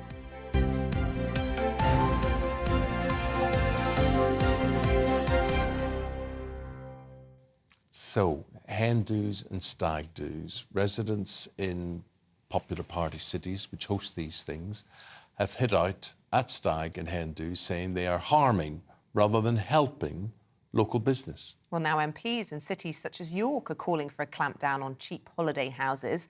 However, others have argued that revellers are boosting the local economy. Joining us now to discuss this is the co-founder of Cluck Hen Parties, Chloe Gillam. Good morning to you, Chloe. What is Cluck, Chloe? We are an alternative hen party organiser. So we create hen party packages that people actually want to go on. So we're kind of going against that outdated notion that you were just discussing, that it's all kind of tacky dress and inflatable willies and people just wanting to go out and get drunk. So we kind of go against that. What way? I'm really interested in this. So we create packages that we kind of expertly put together that have kind of more sophisticated things. So it might be something more crafty, or it might be a cocktail workshop, but that's done in a slightly different way. We work with really nice venues. Our ethos is we're all about the independence. So we like small independent venues. We like hidden gems. We like working with creative businesses. Rather than just kind of sending people out to these really tacky venues. We're very anti that. So we've kind of, from day one, we've always been about fighting that really bad reputation that hen parties have got. And Chloe, so just to make clear, you're not pro urinating in doorways of shops and things like that, and throwing up on high streets? Absolutely not. And I can say that in these 8 years that we've been doing this, we have never had any reports from any of our venues, from any people that we work with, of anything like that. So, yeah, of course, that does happen. There's always going to be an exception to that. But I don't think that's specifically related to hen parties. I just think that's people going out drinking in general. Right. Well, so I'll tell you what it is. It's clocking brilliant. Well done. Thank you. I mean, like you say, you could apply that rule, couldn't you? Anything that involves alcohol, whether that's going to the football, going to the boxing, going to the races, anything that involves people having too much to drink can result in antisocial behaviour. No, I'm just saying it can involve antisocial behaviour, but don't single out hen dos. I mean, I think of my own hen do, and it was one of the best days of my life, hand on my heart, because I was surrounded by my very best friends, from my mum to my long-lost friends overseas flying in, my friend who's now died. I have those memories with her. Yours isn't the typical easy jet. No, I'm not going to lie. We were doing shots and dancing on tables and letting our hair down. It was the best night of my life. I disagree, because I think that is the typical hen party. From the amount of hen parties that we organise, that is the typical hen party. That is what people nowadays want to do. And I just think that this really outdated reputation ruins, what you were just saying, what it's all about. It's about celebrating somebody you love who's about to do something really amazing. Yeah. It's a great chance for people to get together and get to know each other before the wedding. And I just think it's a celebration, and it's supporting our economy. I think it's really important, if you can afford to put your money back into the British economy, particularly the hospitality industry. So to kind of take that away would be really damaging and would affect a lot of our venues and our businesses. Well, Chloe, from your experience, who's worse? Who are more villainous in all of this, the boys or the girls? Well, let's put it this way. At the very beginning of our business, we started to look at perhaps offering stags as well as hen parties, and we have organised some stags. Some of our brides that we organise hens for then put us in touch with our husbands to be, and we have had slightly more trouble perhaps with the stags than we have with hens. I think hens are more about celebrating their friend. Stags can be a little bit more about humiliating their friend. So I would certainly say that I think women and brides are slightly classier when it comes to their... there you go. Yeah, I've never had any desire. I've been married twice and had no stag do's. I can't believe that. You'd probably love to go on a hen do. Married again, Emma. We'll do your stag do for you, Eamonn. He loves a hen. But does it involve tying me to a lamppost and putting flour all over me and dousing me in feathers and things like that? We can arrange that. You see, I can't imagine what it would involve. If it doesn't involve alcohol and strippers, what would a male hen do, or not hen do, stag do involve? You can do loads of things. There's loads of different active things you can do. So a lot of boys will do things like play football, or you can go and watch the cricket. There's loads of different things for stags. Total wipe out. Hens is slightly easier. There's a lot of creative workshops you can do. You can do scented candle workshops. You can make your own perfume. You can do terrariums. I'm not saying that that's not what some men would want to do, but I guess on the whole, I think men tend to do doing something a little bit more active. Go-karting, for example. We did sketching, drawing of a naked man. Of a naked man. So was there a model there? Yeah. You see, if I did that, if I went and sketched a naked woman... No, that's a normal thing. People do that. People go and sketch naked women all the time, and men. You would... What's the word? Criticise you. Criticise me. There's another word. Anyway, say you were sexist. Yes, yeah, you do all that. Well, he was having a lovely time, trust me. He enjoyed our company, and we had a lovely time as well. Did it show? Amen. Did it? No. It was all very tasteful. There were, fruit bowls, and it was classy. And it was also made us giggle like naughty schoolgirls, and that was the extent of the naughtiness. Those are not as testicles. Those are two oranges that were sketched here instead. Anyway, look, I think that the high street and these big, beautiful cities like Bath or York, whatever it might be, I can understand that it could be a bit of a blight when you've got sort of shrieking women. But don't forget the money they're spending. And, the high streets are struggling at the moment. And where would the economy be without the pink pound in its new incarnation? OK, well, Chloe, thanks. Chloe, it's very interesting hearing what you do in the businesses like yours do exist, and that there are these bespoke gatherings that you can organise there. So lovely talking to you. Thank you very much indeed. Chloe Gillen is the co-founder of Cluck. You organise your hen do and even your stag do if you want it done. If you're classy. But my point is, I don't drink. You can't do anything else. It's just no fun. You can't. Well, how could it be? I mean, the newspapers would be snapping you if you were doing anything that was remotely risky. In private, crikey. William and Kate managed to have stag and hen do's, and nobody saw a picture. Is that right? That's right. I have it on good authority. Well, there we go. There we go. 25 minutes to 8 o'clock, and coming up we'll be discussing the latest developments in the Scottish National Party. Kate Forbes, so there she was, all doing the hugging with her new boss man, all hugging and kissing and all that sort of thing, and then he doesn't give her a job. That was a bit embarrassing, wasn't it? Yeah, well, she stood down, and David Miller and Amy Cameron will have their say on that and the rest of the day's papers next.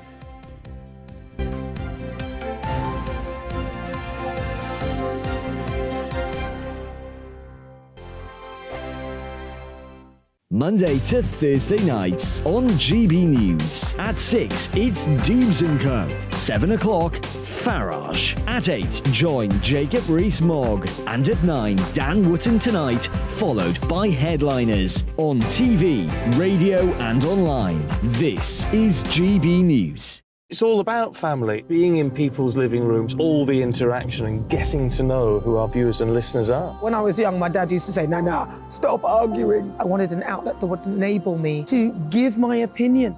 People are going through a really hard time right now, and I know that you don't feel like you're being listened to by the establishment. I came to GB News because it's the People's Channel, and I want the audience to have their say on the events of the day. We're dynamic. We do something different. Democracy shows that the wisdom of the nation is in its people. I get to travel to find out what the story is from a personal perspective. The British people aren't fools. We know when we're not being told the full story. We've got to work out how Britain moves forward from this.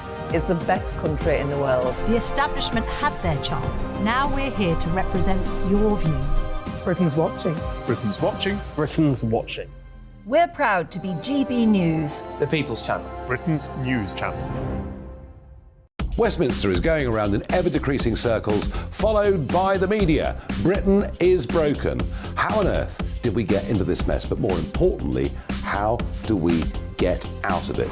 Join me at 7 p.m, Mondays to Thursdays on Farage, here on GB News. We will have open, rational debate. We've got to work out how Britain moves forward from this. Join us here on GB News, the People's Channel. Britain is watching. I'm Jacob Rees-Mogg, the Member of Parliament for North East Somerset and a former government minister. For years, I've walked the corridors of power in both Westminster and the City of London. I campaigned in the largest democratic vote in our island's story. I know this country has so much to be proud of. We need to have the arguments, the discussions on how we make it better. The wisdom of the nation is in its people. Vox Populi, Vox Dei. That's why I'm joining the People's Channel. Join me Monday to Thursday at 8 p.m. on GB News, Britain's news channel. GB News has its own late-night paper preview show, Headliners, where comedians take you through the next day's top news stories. You don't have to bother reading the newspaper, we've got it covered for you. Headliners, every night at 11 p.m, and repeated every morning at 5 a.m. We won't send you to sleep like some of the other paper review shows out there. GB News, the People's Channel, Britain's news channel. Join me, Camilla Tominey, on Sunday mornings from 9:30, taking the politicians to task and breaking out of SW1 to see how their decisions are affecting you across the UK. Bursting the Westminster bubble every Sunday morning, only on GB News, the People's Channel. Britain's watching. You've probably seen politicians interviewed 1,000 times, but we do it differently. We find out who they really are, we don't shout, we chat, and hopefully we bring a bit of light, not just heat. Did you know Kate Moss? Apparently. Do you have a pair of jeans or a pair of jeans? No, of course I don't. What would I do with them? My friends are like, oh my God, what's she doing now? Join me every Sunday at 6 for Gloria Meets, only on GB News, the People's Channel, Britain's news channel.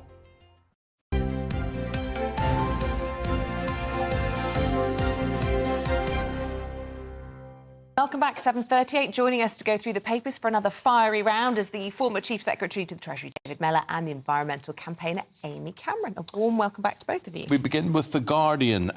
Prince Harry, so he's observing in court, David, and he says that the royals have agreed not to sue newspapers over phone hacking.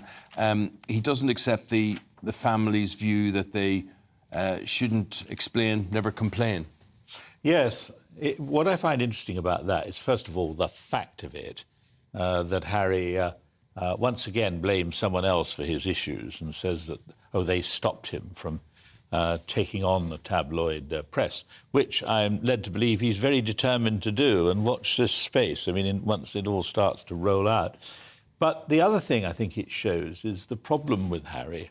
I mean, some people will agree with him, some people won't. But what nobody can disagree with, as is obvious from this story, is that Harry is just out of the royal family completely, and there's nothing that he will ever find himself in agreement with them about. So, what are they going to do? He still wants his children to be HRHs and all the rest of it, and yet he doesn't really subscribe to any commitment to the family. I mean, it's not easy, and the worrying thing is that King Charles will get sentimental about him, whereas Harry is not someone, I think, in his present frame of mind to be sentimental about. Amy? Now, Amy can disagree with No, me. I'm not, we're not wildly disaligned on this one. I don't have a huge amount of interest in Harry, if I'm totally honest. I think this story is an interesting one, not least because there is two elements of it, right? One is there is this very interesting relationship between the British royal family and the British press, which has always been based on a sort of gentleman's agreement. They get a certain level of access for a certain level of favourable coverage. And Harry has kind of smashed through that to some extent. And you can see the repercussions in the way that the British media treat him. He's deeply unpopular in the British press. But there is something quite rotten at the heart of this story. Harry is obviously the one that we're picking up on here as the kind of one of the high-profile people taking this case. But there's plenty of others who've been a victim of really bad behaviour by the British media when it comes to phone hacking and an invasion of privacy. People like Doreen Lawrence and others. So I think, for all that it's easy for the furore to focus on Harry, I think there is something important about this court case and what it reveals to us about the way that papers have behaved. Yeah. The other thing that I love about this story is that the Daily Mail journalists are using their human rights defence as part of their defence case. So they are claiming under the European Human Rights Convention that they have a right to anonymity and privacy and other kind of various things, which from the Daily Mail is hypocrisy of the highest order, and I'm very much enjoying that element. I mean, if true, some of the shenanigans that the paper got up to, planting listening bugs in Hugh Grant's car or in Liz Hurley's home and whatever, I mean, it's really high-end professional stuff. It is. And I think, people aren't hugely sympathetic, I don't think, to someone like Hugh Grant or Liz Hurley, right? They're kind of perceived as people who, to some extent, enter into a bargain around their privacy and their fame. But I think what they are is they're the ones who have the resource, the capacity, the attention to take this case. And in many ways, they represent many others who don't have their power and privilege, who've also been victims of this. So we think about people like Millie Dowling, for example, will all remember the horrible story about the invasion of her privacy. So these guys are kind of the high-profile figureheads, but I think we should remember that they represent a much bigger group of people who don't have their power, who have been treated horribly at the hands of the British press. Has Jeremy Corbyn been treated horribly, David? We go to the Times and we talk about him being told he cannot represent the Labour Party at the next election. Yes, so far this is only online, but of course it will move across. But The Labour Party agreed yesterday that Jeremy Corbyn could not stand as an accredited Labour candidate. And so this story is about the number of people who, it being a safe Labour seat, want it. And it's said that someone who much involved with working in IVF wants it. I'm sure lots of them do. But, I mean, how are the mighty fallen, you see?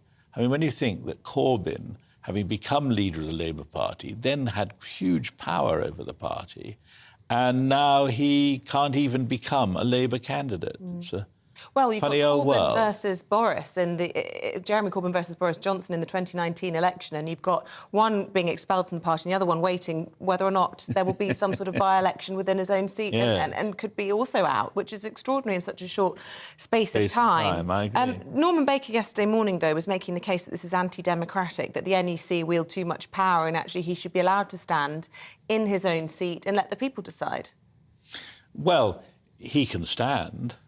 Nothing to stop him standing. The question is, can he stand as an accredited Labour candidate? And it's extremely difficult, I would have thought, if the Labour Party wish to show they're not Labour as it was under Corbyn, they can't really let him be under that umbrella. But he could stand as a Jeremy Corbyn nationalist or whatever, yeah. Well, and he might, right? I think yesterday was kind of the warmest he sounded to that suggestion. But I think that point about being undemocratic is a really key one. His local Labour Party issued a statement yesterday saying that they are furious about this, that they've had the power to choose their candidate taken away from them. And I think, to your point, David, yes, it's a safe seat. However, we do know that a number of councillors have been approached and refused to stand against him. Because whatever you think of Jeremy Corbyn, and I suspect there will be a diversity of opinions on this panel, he has been and is recognised as a very powerful local MP. You know, there are lots of constituents who feel like he served them very well at a local level, and they will be rightly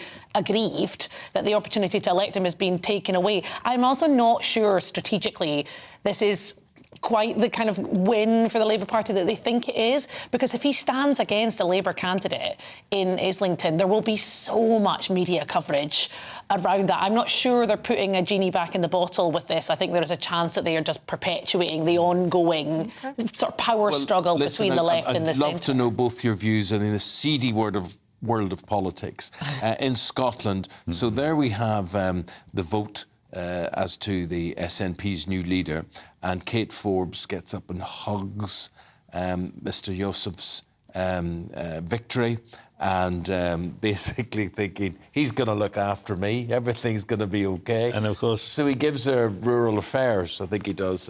Yes, rural affairs, that's exactly right. And she thinks, what? I know, because he only won very narrowly. I think he got 51 and a bit share. 52-48. Yes. Yeah. So, I mean, you'd have thought that what he would have liked to have done is to immediately kiss and make up with her and give her a powerful job. But I think that, you know, that there aren't too many people who think that Youssef is going to be a big thing for Scotland's. And those who think that will think this is a miscalculation. And indeed, of course, by freezing out Kate Forbes. By freezing out Kate Forbes. And I remember when that dear lady who was leader of the Conservative Party for 6 weeks stalked out, having been declared leader, going straight past Rishi Sunak. I thought, this isn't going to end well. Because the thing you've got to do, whatever you think of them, is hug and kiss those you beat. Do you know what I think is sad about all this is that rural affairs is deemed a lowly job. Exactly. I'd love that job in government. I think half of, you know, the best parts of Scotland are in the rural parts. Funny, I was looking at that and I thought, I'd like that gig. Job, but Be out in the Highlands, the Cairngorms. That's absolutely God's country. I love it up there. Yeah, but she obviously wanted something like, you know, health or defence. Well, well, it's the rest of us who have judged that this is not a significant job. I'd rather agree with you. I think it is because, you know, I've had an exciting weekend because the pipeline from that thing that's leaked into Poole Harbour goes across my track. Oh, does it? Yes. What does that No actually one mean? rang me and said, "What is your view about this?" There I was, ready to sort of stand by that. Yes. So what's your view on that? So Well, this is in Poole, is it? This was the onshore refinery. and I can see exactly where it happened from our window. Wow. And I can take you, if you ever want to come and see a pipeline, I got one for you. Yeah. But I tell you, the problem is, personally, they should never have been allowed to do it there. But it was BP and now it's Petrenko, and they've been at it for 50 years. And as far as I'm aware, this is the first incident. But for me, I would shut it down. What is it? Is it an oil refinery? No, it's actually onshore oil. They actually drill for oil and get it out, and a hole in the all ground. over. Yes, all over. So why would you shut it down? Why would you? Because I just think that the amount of oil you get out of there minimal. It's significant, but not significant compared to what you get out of a Saudi oil well. Look, if you go down there, it's the second largest natural harbour in the world, Poole. It's full of wonderful wildlife. I mean, 2 miles from us, the RSPB have got their biggest onshore centre, and they specialise in seabirds and so on. I just don't think the risk should be taken. So what can you actually see? Does this pipe leak all over your path? No. It seems a very safe pipe. All you've got is something stuck in the ground that says Petrenko, whatever. Yeah. And somewhere down below is this pipeline, and you and I could dig it up. Have a look. David Mellor was a just-stop oil sleeper agent. No, just stop oil in his back garden. Look, it's all a question of, fact and degree. I mean, the fact is that this is a big risk to the environment. I know I wasn't intended to take that seriously, but it's a big risk to the environment. Yeah. And is it worth it for relatively minimal quantity? Well, and also, because I'm energy cynical, security, David, working with people like you guys makes me very cynical. Well, that could be. I can't deny that. I think we have to ask ourselves: is it true it was only 200 barrels? I doubt it. I doubt it. Well, we have to ask ourselves if we have enough time left to talk to you, and the answer is, I'm afraid not. But we will have more from David and Amy just after 8:30. Yes, come and see my pipeline. We'd love to. Thank you, David Mellor and Amy Cameron. The King and the Queen consort will arrive in Germany later today to begin their first state visit of the King's reign. Yeah, the royal couple was scheduled to start their trip in France on Sunday, but of course it was cancelled after violent protests broke out across the country. Well, let's go to Michael Cole, Royal Observer, who joins us to tell us what is in store on that 3-day trip. Michael, good morning to you. Good morning, Isabel. Good morning, Eamonn. Yes, this is very, very big stuff. The first state visit by the King and the Queen consort, Prince Charles, of course. He went there very many times, I think 17 times. I certainly went with him the last couple of times he went in company with Princess Diana. Today, he's going to be greeted by the German federal president, Frank Steinmeier, and his wife, Elke.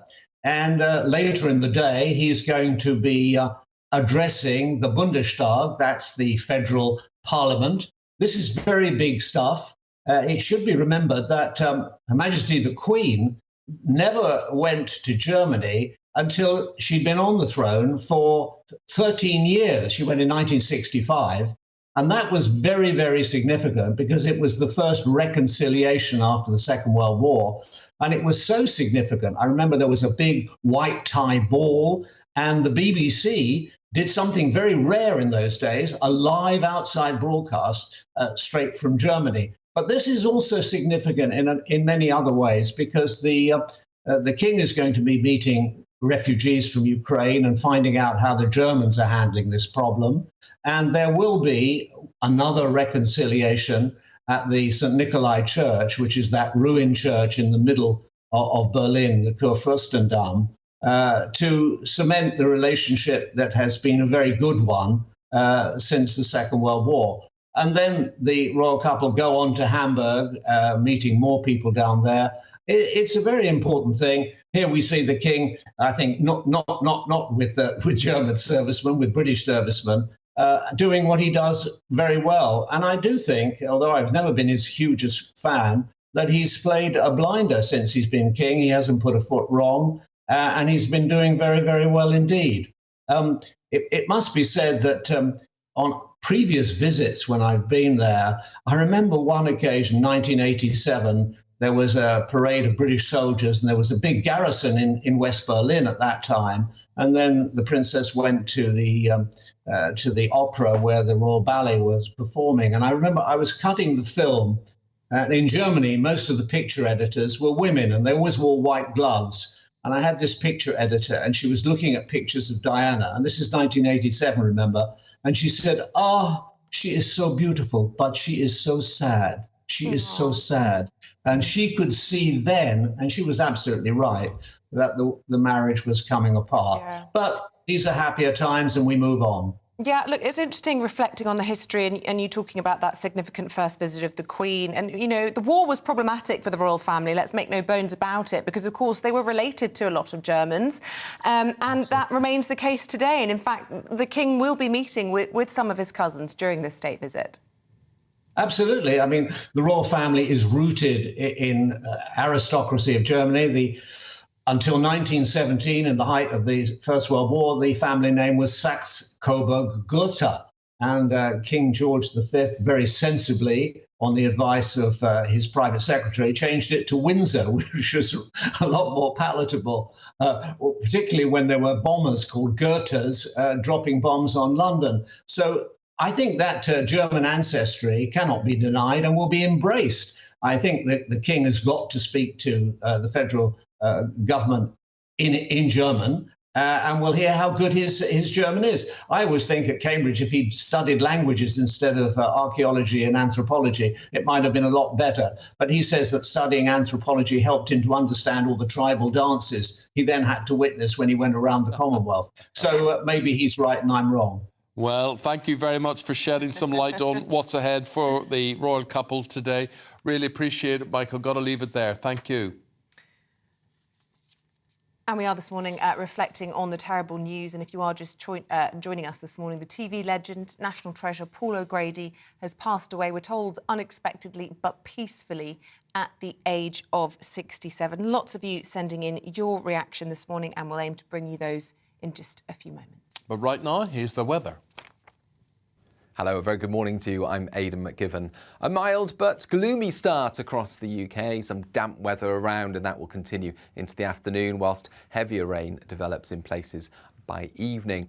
Our weather kept unsettled at the moment by a large area of low pressure circulating to the west of the UK. That's sending various weather fronts in. We saw one yesterday. We've seen another one arrive overnight. And this is a warm front. It's bringing thicker cloud once again, some low cloud covering the hills and bringing some misty conditions to the coast out towards the west and the south, and some drizzle, especially over Wales, the south of England and parts of Northern Ireland as well as Scotland. The rain tending to be on and off through the day, the driest and brightest weather expected through northern and northeast England, and with some breaks in the cloud for northwest England, North Wales, we could see 16 or 17 Celsius this afternoon. But the cloud and the rain never too far away. In fact, the rain turns heavier and more persistent through Wales into central and southern England during the evening, and then outbreaks of rain or showers affecting western and central Scotland as well as Northern Ireland for a time. Much of that rain moves through overnight to lead to a drier start to Thursday. A mild start to Thursday as well, temperatures of 10 or 11 Celsius in the south, 6 to 10 further north. But it is going to be a grey and gloomy morning once again, especially towards the west and the south. Now, the clouds will tend to lift and break up during the morning and early afternoon, so there'll be some decent sunny spells coming through, and it will feel warm. But as those temperatures rise, we're going to see some further heavy downpours start to develop, with the primary focus for those heavy showers towards the west and the south, and hail and thunder never to be ruled out. Into Friday, well, early Friday at least, a wet and windy system crosses the south of the UK, small risk of disruptive winds associated with that, and there'll continue to be some rain at the weekend.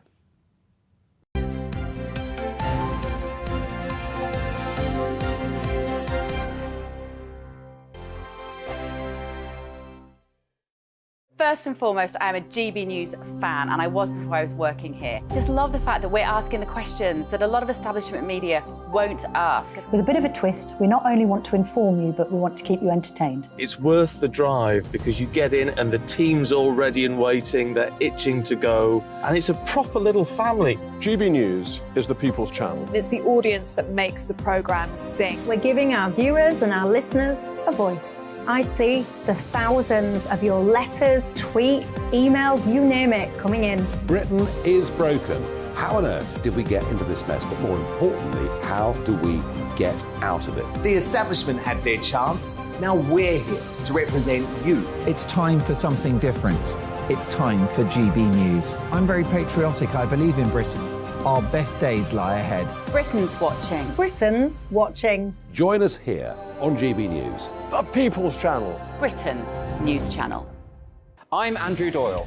Join me at 7 o'clock every Sunday night for Free Speech Nation, the show where I tackle the week's biggest stories in politics and current affairs with the help of my 2 comedian panellists and a variety of special guests. Free Speech Nation, Sunday nights from 7 on GB News, the People's Channel, Britain's news channel. Here on GB News Live, we'll be keeping you in the picture, finding out what's happening across the country and finding out why it matters to you. We'll have the facts fast with our team of reporters and specialist correspondents. Wherever it's happening, we'll be there from 12 noon on TV, radio and online. GB News, the People's Channel, Britain's news channel.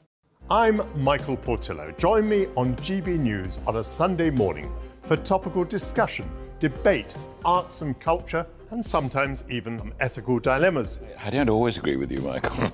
Michael Portillo, Sundays on GB News, the People's Channel, Britain's news channel. Hello, I'm Michelle Dewberry, and you can join me every weekday 6 till 7 on Jubes and Co. You're an inspiration to us all. Clip that bit up. Well, you are. That's my ringtone. My political ambitions are, those days are gone, I can tell you. She's only teasing. Go on. He's probably going to want to lay down now. I'll give him 2 minutes to have one. Let's respectfully disagree. That's what we like on Jubes and Co. Come and join us. GB News, the People's Channel. Michelle Dewberry, weekday evenings at 6 o'clock. I'm Simon Evans. Join me on GB News for Headliners at 11 p.m. What's the scoop? I'll be joined by 2 of the country's top comedians. That's right. As we take a look at tomorrow's newspapers tonight. We're going to get into trouble. If it's a big story, we'll be covering it. Spill some tea on him. There we go. But we'll also have some fun. I wouldn't stick up a bank. My father didn't love me. So anyway, Headliners every night from 11 on GB News, the People's Channel, Britain's news channel. We've got a brand new lineup every Saturday night on GB News. From 6 p.m, I'll give you my unique take on the world today. Then at 7, it's me, Calvin Robinson, with my Common Sense Crusade. New to GB News is the Saturday 5. 5 times the opinion. Join us every Saturday from 8 p.m. as we debate the week's stories. With us 4, plus a special guest. And at 9, of course, it's Mark Dolan Tonight. Brand new Saturday nights on GB News, Britain's news channel.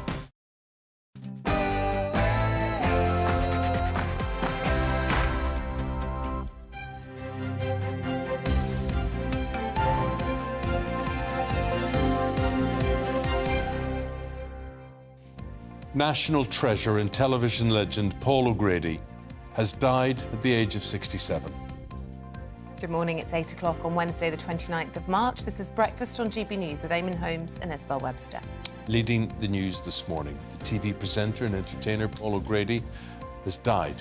In a statement, his partner Andre Pertasio said Paul passed away unexpectedly but peacefully last night. The government will relocate asylum seekers to ex-military bases and barges in an attempt to end the use of migrant hotels. Other floating accommodation is also reportedly being considered, including disused cruise ships and ferries.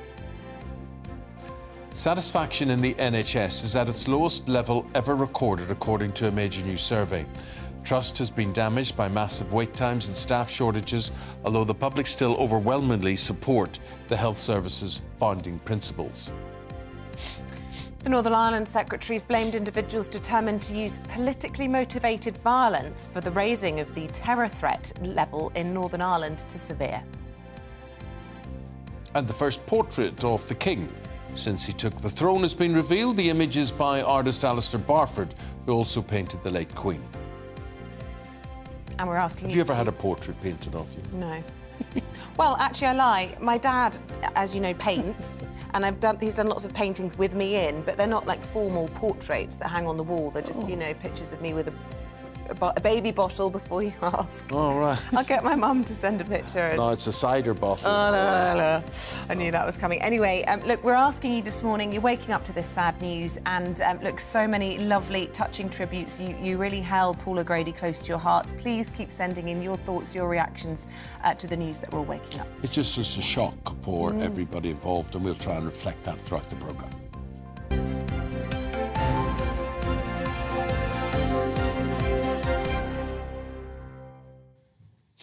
So our top story this morning, the TV presenter and comedian Paul O'Grady has died at the age of 67. In a statement, his partner, Andre Portasio, said, "It is with great sadness that I have to inform you that Paul has passed away unexpectedly, but peacefully." During his career, the entertainer was known for his drag persona Lily Savage, as well as for hosting The Paul O'Grady Show, Blind Date and Blankety Blank, for which he won numerous accolades, including a TV BAFTA and a National Television Award. Ellie Phillips, the showbiz correspondent, joins us now, and also a fellow Liverpudlian. And although we've just discovered that Paul was born in Dublin, he's born in Dublin, and well, like most of Liverpool, probably were born in Dublin. But the shock of all this, Ellie, his agent says, "Yesterday afternoon I popped round to Paul's for a good old catch-up. He was surrounded by his dogs, he was laughing, he was smiling, he was full of life." And he was talking about this touring production of Annie, the musical, as well. So for everybody involved, there was no sign, no warning about that. Absolutely nothing. No, Paul played Miss Hannigan in the tour of Annie. And it was quite a paced-out tour as well. It's not something that would have been particularly overwhelming. We think of touring musicals as being, you know, a few days next city, few days next city, but actually they paced this out nicely, so there were big breaks in between. So he finished in Edinburgh on Saturday and wasn't due to start again for a little while. And then he was going to go on and actually perform in Liverpool, which would have been wonderful, in June. And yeah, no sign of anything. He's been ill in the past. He's had 3 heart attacks. He's had liver problems, and he did smoke like a chimney.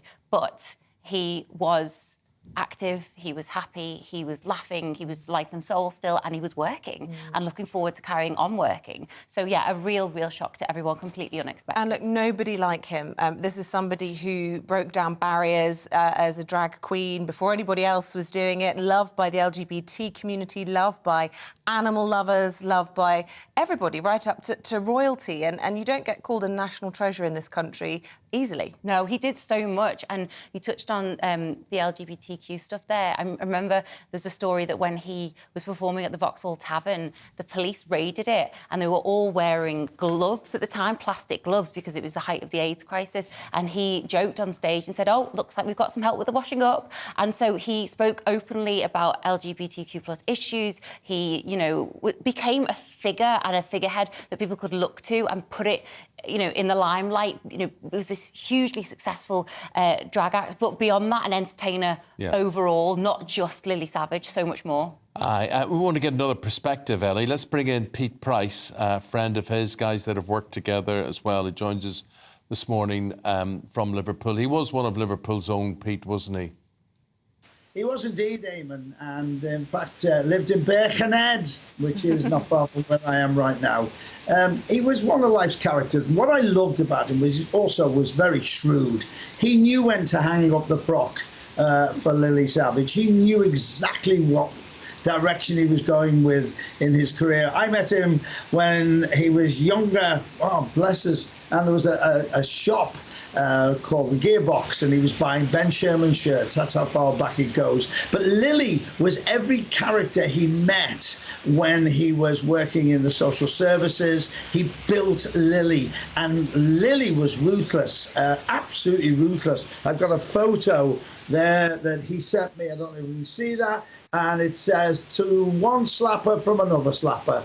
I loved him so much. He was ruthless when he was on stage, when he came to Liverpool. He did my radio show regularly, and when he was on stage, he actually he had a terrible, terrible go at me from the stage when I was sitting in the audience. Last time I spoke to him on radio, I was talking to him. I said, "How are you?" And he went, "I'm all right, meh." I went, "Pardon?" He went, "I'm fine, that meh." I went, "Whoa, what are you doing?" He said, "I've got a baby sheep in bed with me. It's not very well, so I'm looking after it." So he's there talking to me with a baby sheep. And that was the nature. But we must never forget also, he totally changed tea time television. He was getting 4 or 5 million people watching his chat show. Nobody'd ever done that. He brought out amazing new audiences to television. Yeah, a trailblazer. And, you know, I've seen so many tributes from celebrities, from our viewers and audience this morning, friends of his. But I actually think that the tribute from Battersea Dogs and Cats Home that he was an ambassador for is the best one and sums him up, really. They described him as having a razor-sharp humour, but a perpetual generosity and warmth. And we were just discussing how he could be so cutting and so outrageous and so naughty and all of those things that we're all afraid to do. And he was still loved. Well, the stories, the naughty stories, I can't tell you. The only one I can tell you was when he was doing one tour, he had Sonia playing his daughter. It was a TV show and it went onto the stage. And Sonia and Murphy, his first partner that he was with for many years, who sadly died, Murphy and I planned to go on stage, and Paul did not like surprises in any shape or form. But Sonia went, "I've met my dad." And he went, "What do you mean you met your dad? What do you mean you met..." "I've met my dad. He's here." Well, when he saw me, he picked me up and physically threw me off the stage and said, "You think I'd sleep with him? You think I'd sleep with him?" And he was just unbelievable. But a lovely, kind man, and was never away from the area. Came up here, his grandchildren and his daughter.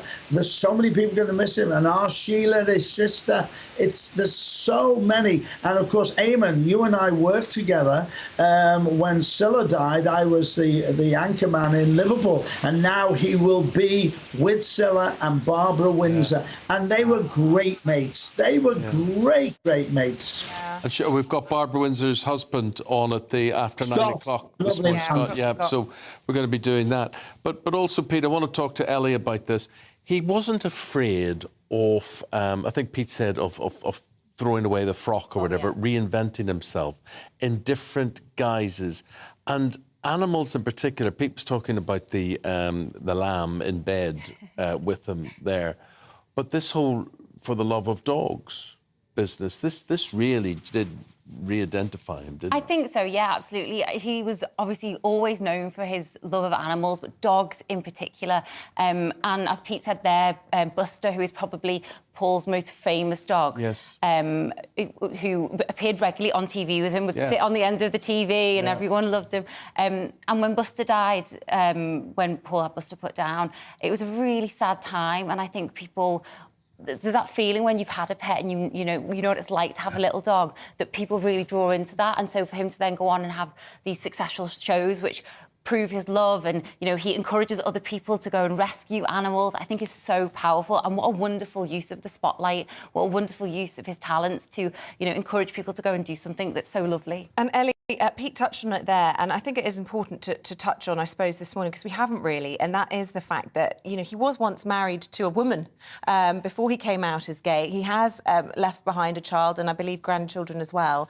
And I suppose that shows how much the world's changed in the time that he's been on our screens, and also a moment to kind of spare for them all grieving for him today. Massively. He's got so many people around him who he gave endless love to and obviously loved him in return. And it was funny because I interviewed him a few years ago, and I said to him, about labels. I was saying, do you like to be called this or that, or what do you think? And he said, "I don't like labels." And I've got a quote he said to me, he said, "They could never label me because I've got a daughter, I've got 2 grandchildren, I was married to a Portuguese lesbian, and I'm married to a fella now, so fit that one in your pigeonholes." Yeah, indeed. He loved being unique, and we loved him for it. Pete, we're passing, we're talking about the passing of a national icon. Oh, look, that's a Buster. That is a Buster, isn't it? That is a Buster. Yeah, but Pete, you're also talking about losing a friend, a mate. How much will you miss him?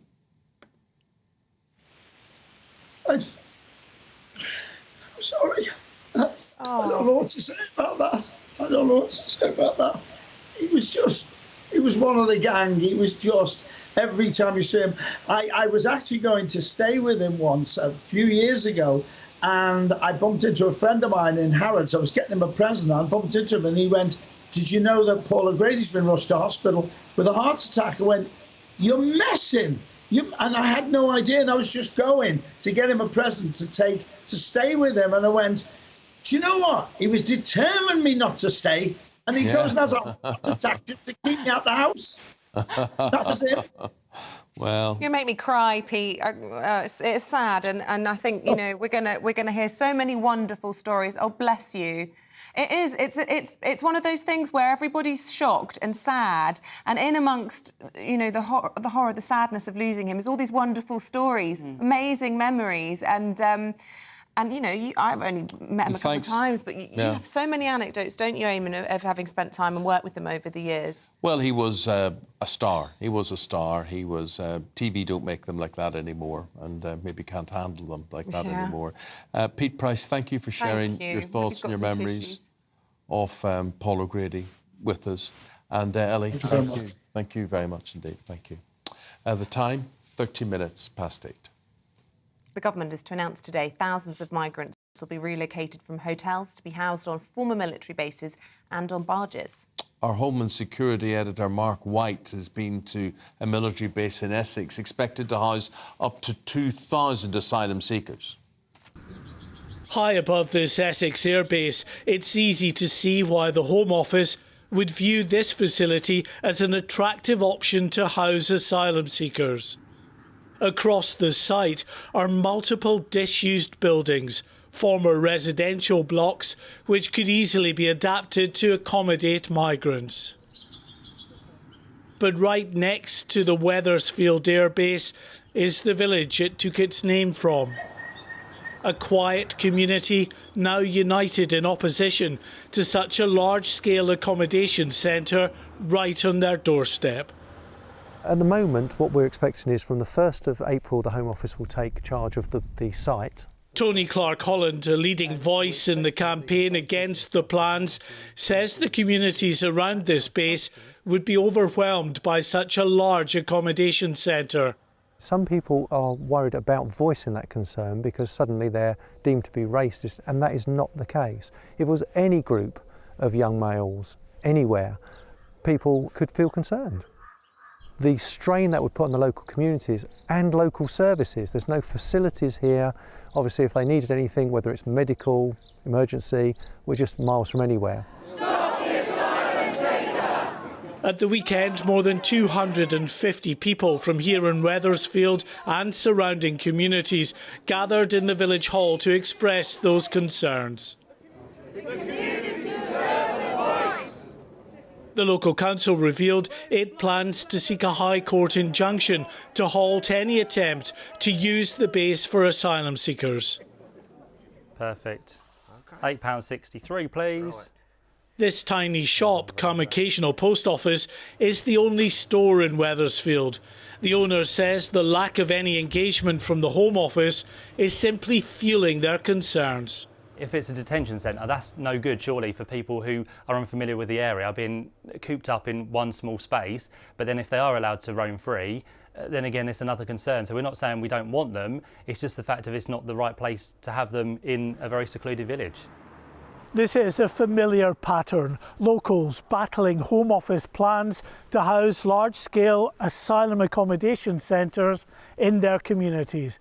The vast majority of these campaigns have been successful, but for the government, every victory leaves them with a diminishing number of suitable sites. The Prime Minister has promised to end the controversial use of hotels to house asylum seekers. Larger scale accommodation centres on government-owned sites might seem like a logical move, but not to those who live right next to these planned facilities. Mark White, GB News, Wethersfield in Essex. Let's put some flesh on the bones of that now. More on the government's plans from our political editor, Darren McCaffrey. Darren, good morning to you. What can you tell us? Yeah, very good morning, Eamonn.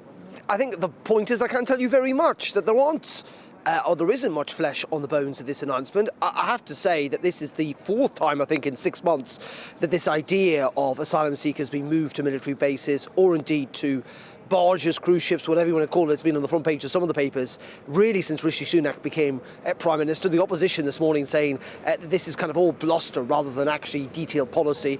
Must be said, Dominic Raab, the Deputy Prime Minister, has been doing the media round this morning, unable to answer how many boats this might be, when it might start, how many asylum seekers may well end up in either these military camps or indeed on these ships. So all in all, what I'm trying to say to you is this yet again seems like a government announcement based on an idea rather than a practical reality, because there is no timescale in terms of when this might happen. And as I say, it's been mooted by the government many times before. Now, that is not to diminish the fact that clearly there is a big problem here. The government announcing overnight that it's now costing around 6 to 7 million quid a day to house asylum seekers in this country, that the average hotel price is £150, and that this could be a practical solution. It must be said, Scotland has used a cruise ship over the last 6 months to house asylum seekers up there, though they're now expected to move on by the end of the month. So yes, it's a problem. Yes, there are solutions to this, but yet again, so far this morning, now this might change later on today, but so far this morning, this seems like another government announcement rather than a detailed policy about where we're going to end up in weeks and months to come. Darren, thanks very much indeed for the update. Appreciate it. Day 3 of the high-profile court case between Prince Harry and the publishers of the Daily Mail. Yeah, the Duke of Sussex, Sir Elton John and others are accusing Associated newspapers of breaching their privacy through phone tapping. Well, our national reporter, Ellie Costello, joins us now with more. And Ellie, we've heard Prince Harry's side of things for the first time, haven't we? Yes, we have. We now have some understanding of why Prince Harry wanted to travel 6,000 miles to be here in this hearing into privacy and phone tapping against Associated newspapers. The court was given access to a written witness statement from Prince Harry, which was signed in February of this year. And it starts by trying to debunk the main argument coming from Associated newspapers that simply too much time has passed for any claim to be brought now.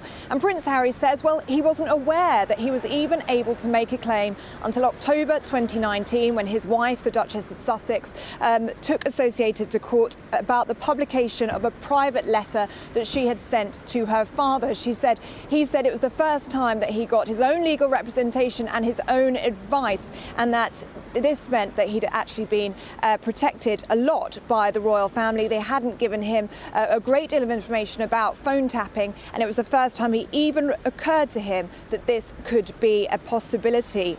He also says a private investigator has admitted to tapping his phone and also accessing his credit card bills, but he writes in this written statement that this isn't just about me. He says, if the most influential newspaper company can successfully evade justice, then in my opinion, the whole country is doomed. I am bringing this claim because I love my country and I remain deeply concerned by the unchecked power of Associated. The British public deserve to know the full extent of this cover-up, and I feel it is my duty to expose it.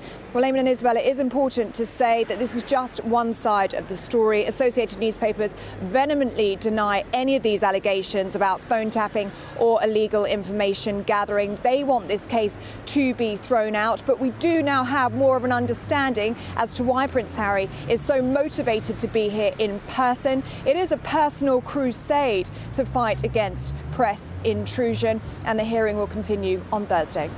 Thank you, Ellie. Appreciate it. Tributes are still pouring in for Paul O'Grady. Paul, who passed away last night at the age of 67.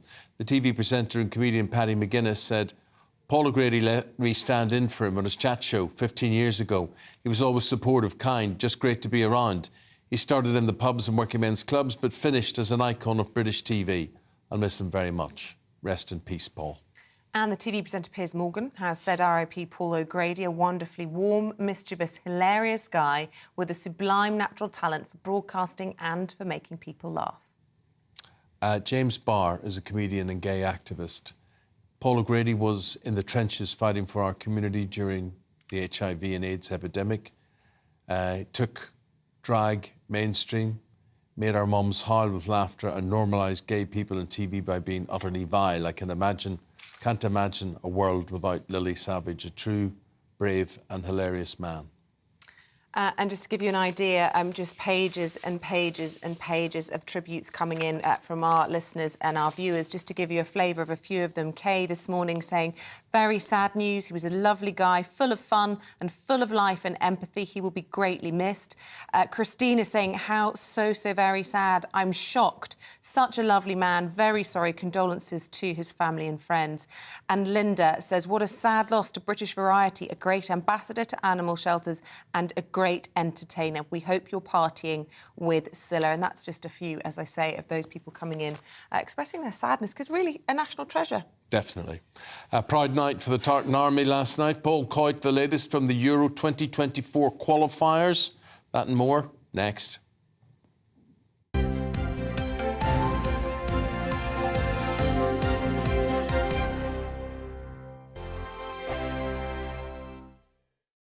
I joined GB News because I was sick and tired of not hearing my views being represented, not just mine, but so many people that I knew and spoke to. I just couldn't get my voice out there. I couldn't say anything. I couldn't do anything. Whatever the narrative was, I kind of had to follow it. GB News is there to provide a voice for those who have been ignored by the establishment media. We think different things, we've got a different style. GB News is here to be optimistic and positive about the future. It's real kind of dynamic and flowing, with the audience very much at the heart of it, like a big family.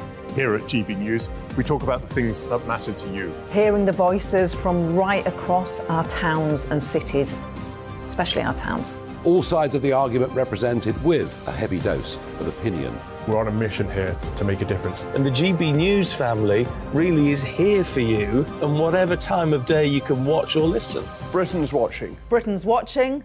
We're proud to be GB News. The People's Channel. Britain's news channel. Monday to Thursday, 9 p.m. till 11 p.m. Join me, Dan Wootton. I'll bring you the sharpest takes and hottest debates. Do you not believe in prisons? I don't believe in prisons. I'm completely stunned. I guarantee you there'll be no spin, no bias, no censorship. I actually was personally quite offended by it. And no reason to go to bed. So I guess they've always been quite woke. That's Dan Wootton tonight on TV, radio and online. Monday to Thursday from 9 p.m. till 11 p.m. on GB News. The People's Channel, Britain's news channel. We are GB News, the People's Channel. And right across the United Kingdom. You can find us on Sky Channel 512. Virgin Media Channel 604. Freesat Channel 216. Freeview Channel 236. And YouView Channel 236. You can also take us with you on DAB Plus Radio. With the GB News app and at the website gbnews.uk. We're absolutely everywhere. Come join us on GB News, the People's Channel, Britain's news channel. Start the day with GB News. We catch up on all the big stories you didn't hear the night before. And take a look at what the world's talking about this morning. That's right, Monday to Thursdays from 6 o'clock. It's Breakfast with Eamonn and Isabel. Straight after breakfast, join us, Bev Turner and Andrew Pearce. We're going to take you through till noon. We'll be tackling the big topics of the day, including the things that the other channels just won't talk about. If it's happening here. Wake up to mornings on GB News, the People's Channel. Britain's news channel. New to GB News is the Saturday 5. Join us every Saturday from 8 p.m. as we debate the week's stories, controversies and issues. With us four, plus a special guest. It's 5 times the opinion, 5 times the debate, and 5 times the fun. The Saturday 5. Saturday nights from 8. Only on GB News, the People's Channel. Britain's news channel. You could wink at the end. I can't Britain's wink. Listening. I'm Mark White. As GB News Home and Security Editor, I cover those key issues that are so important to you. Our authorities, our communities doing all they can to combat violent crime. With the public services under unbearable strain, why are we still failing to control our borders? Defence, the first priority of any government, has been continually hollowed out. Can we trust our politicians to protect the armed forces? Join me, Mark White, on GB News.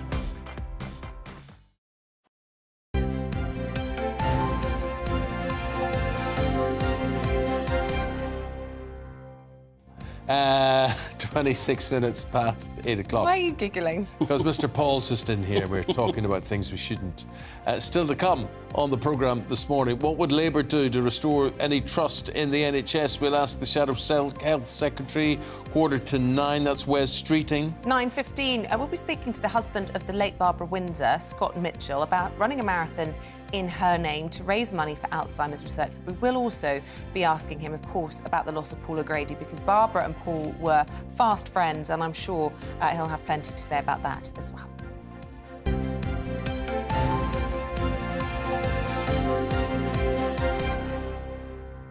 International games last night. Back pages reflect that. The Star, Manchester United look poised to bid 80 million for Harry Kane. We're going to ask Paul his view on that as a Spurs supporter. The Express also talking about Kane's potential move to Man United after Spurs bosses sanctioned the deal. Well, and the Mail take a look back at Scotland's impressive 2-0 victory over Spain last night. In the Euro qualifiers, Scott McTominay, or should that be Tominay, he scored two.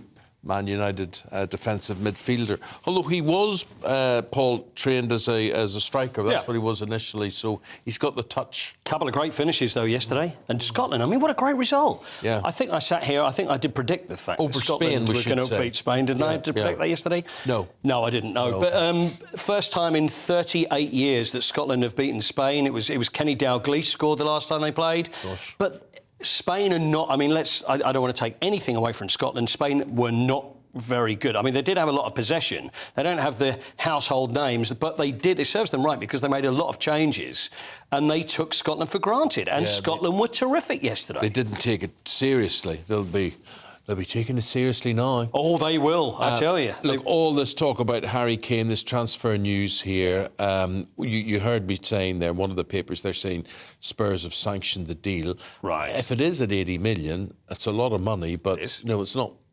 100 million plus, which it could have been and which they were asking for last year. He's the best striker in the world still, and he gets better and better. He's not 30 yet, and everybody is just every piece of sports media is just trying to sell Harry Kane. Everything is about, he hasn't won anything for Spurs. Surely, how could he end his career? And it's always on and on and on. And it was interesting hearing Steven Gerrard talking about this. It was after the England game on the TV the other day.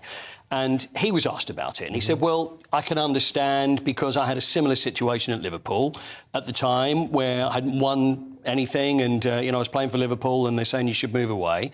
And then he went on to say, but the difference with me is that I'm a Liverpool boy and I've moved up through the ranks, whereas Harry Kane played around all over the place. And it's like, well, that's nonsense. Harry Kane went out on loan to a lot of places, a lot of clubs, and then learnt his trade, but came up through the ranks at Spurs, and he's Spurs through and through. So is his family. Spent a little time at Arsenal as a kid, and then he was released, so that you get a lot of, he's not really a Spurs man.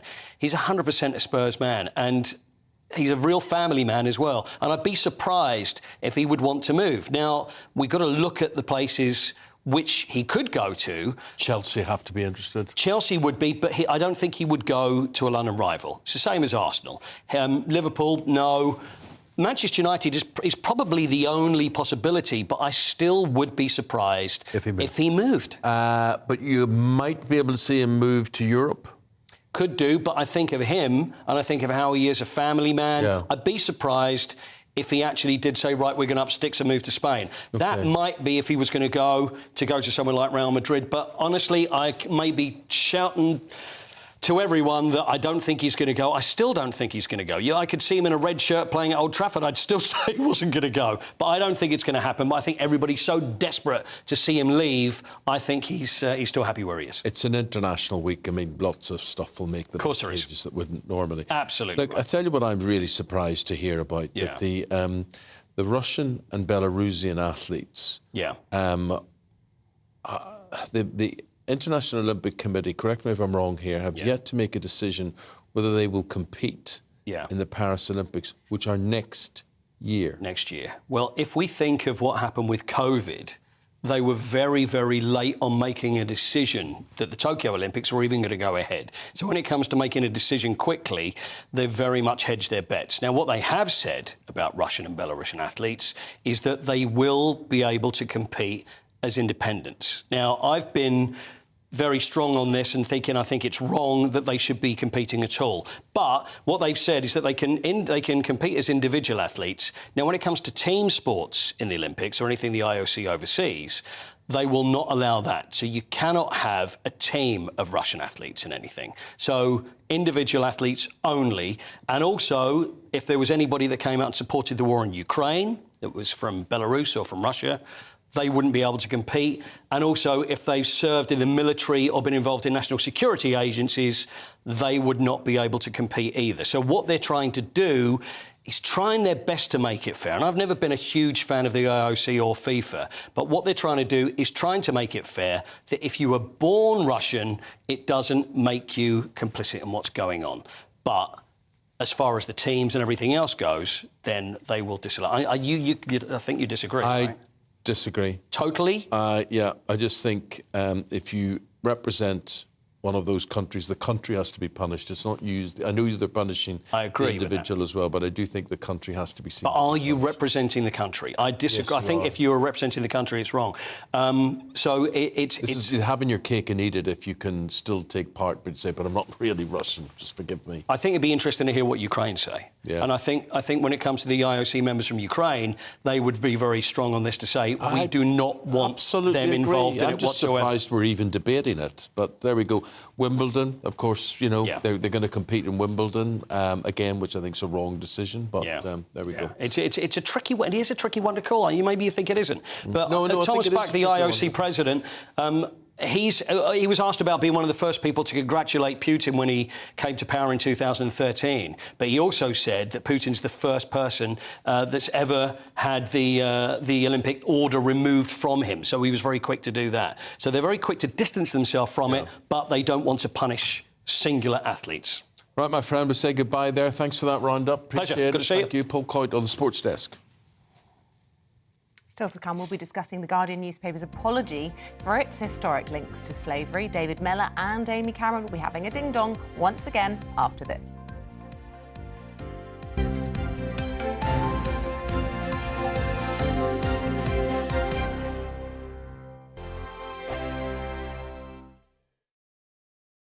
Monday to Thursday nights on GB News. At 6, it's Dubes & Co. 7 o'clock, Farage. At 8, join Jacob Rees-Mogg. And at 9, Dan Wootton Tonight, followed by Headliners. On TV, radio and online. This is GB News. It's all about family, being in people's living rooms, all the interaction and getting to know who our viewers and listeners are. When I was young, my dad used to say, Nana, stop arguing. I wanted an outlet that would enable me to give my opinion. People are going through a really hard time right now, and I know that you don't feel like you're being listened to by the establishment. I came to GB News because it's the People's Channel, and I want the audience to have their say on the events of the day. We're dynamic. We do something different. Democracy shows that the wisdom of the nation is in its people. I get to travel to find out what the story is from a personal perspective. The British people aren't fools. We know when we're not being told the full story. We've got to work out how Britain moves forward from this. It's the best country in the world. The establishment had their chance. Now we're here to represent your views. Britain's watching. Britain's watching. Britain's watching. We're proud to be GB News. The People's Channel. Britain's news channel. Westminster is going around in ever-decreasing circles, followed by the media. Britain is broken. How on earth did we get into this mess? But more importantly, how do we get out of it? Join me at 7 p.m, Mondays to Thursdays on Farage, here on GB News. We will have open, rational debate. We've got to work out how Britain moves forward from this. Join us here on GB News, the People's Channel. Britain is watching. I'm Jacob Rees-Mogg, the Member of Parliament for North East Somerset and a former government minister. For years, I've walked the corridors of power in both Westminster and the City of London. I campaigned in the largest democratic vote in our island story. I know this country has so much to be proud of. We need to have the arguments, the discussions on how we make it better. The wisdom of the nation is in its people. Vox Populi, Vox Dei. That's why I'm joining the People's Channel. Join me Monday to Thursday at 8 p.m. on GB News, Britain's news channel. GB News has its own late-night paper preview show, Headliners, where comedians take you through the next day's top news stories. You don't have to bother reading the newspaper, we've got it covered for you. Headliners, every night at 11 p.m. and repeated every morning at 5 a.m. We won't send you to sleep like some of the other paper review shows out there. GB News, the People's Channel, Britain's news channel. Join me, Camilla Tominey, on Sunday mornings from 9:30, taking the politicians to task and breaking out of SW1 to see how their decisions are affecting you across the UK. Bursting the Westminster bubble every Sunday morning, only on GB News, the People's Channel. Britain's watching. You've probably seen politicians interviewed 1,000 times, but we do it differently. We find out who they really are, we don't shout, we chat, and hopefully we bring a bit of light, not just heat. Did you know Kate Moss? Apparently. Do you have a pair of jeans or a pair of jeans? No, of course I don't. What would I do with them? My friends are like, oh my God, what's she doing now? Join me every Sunday at 6 for Gloria Meets, only on GB News, the People's Channel, Britain's news channel.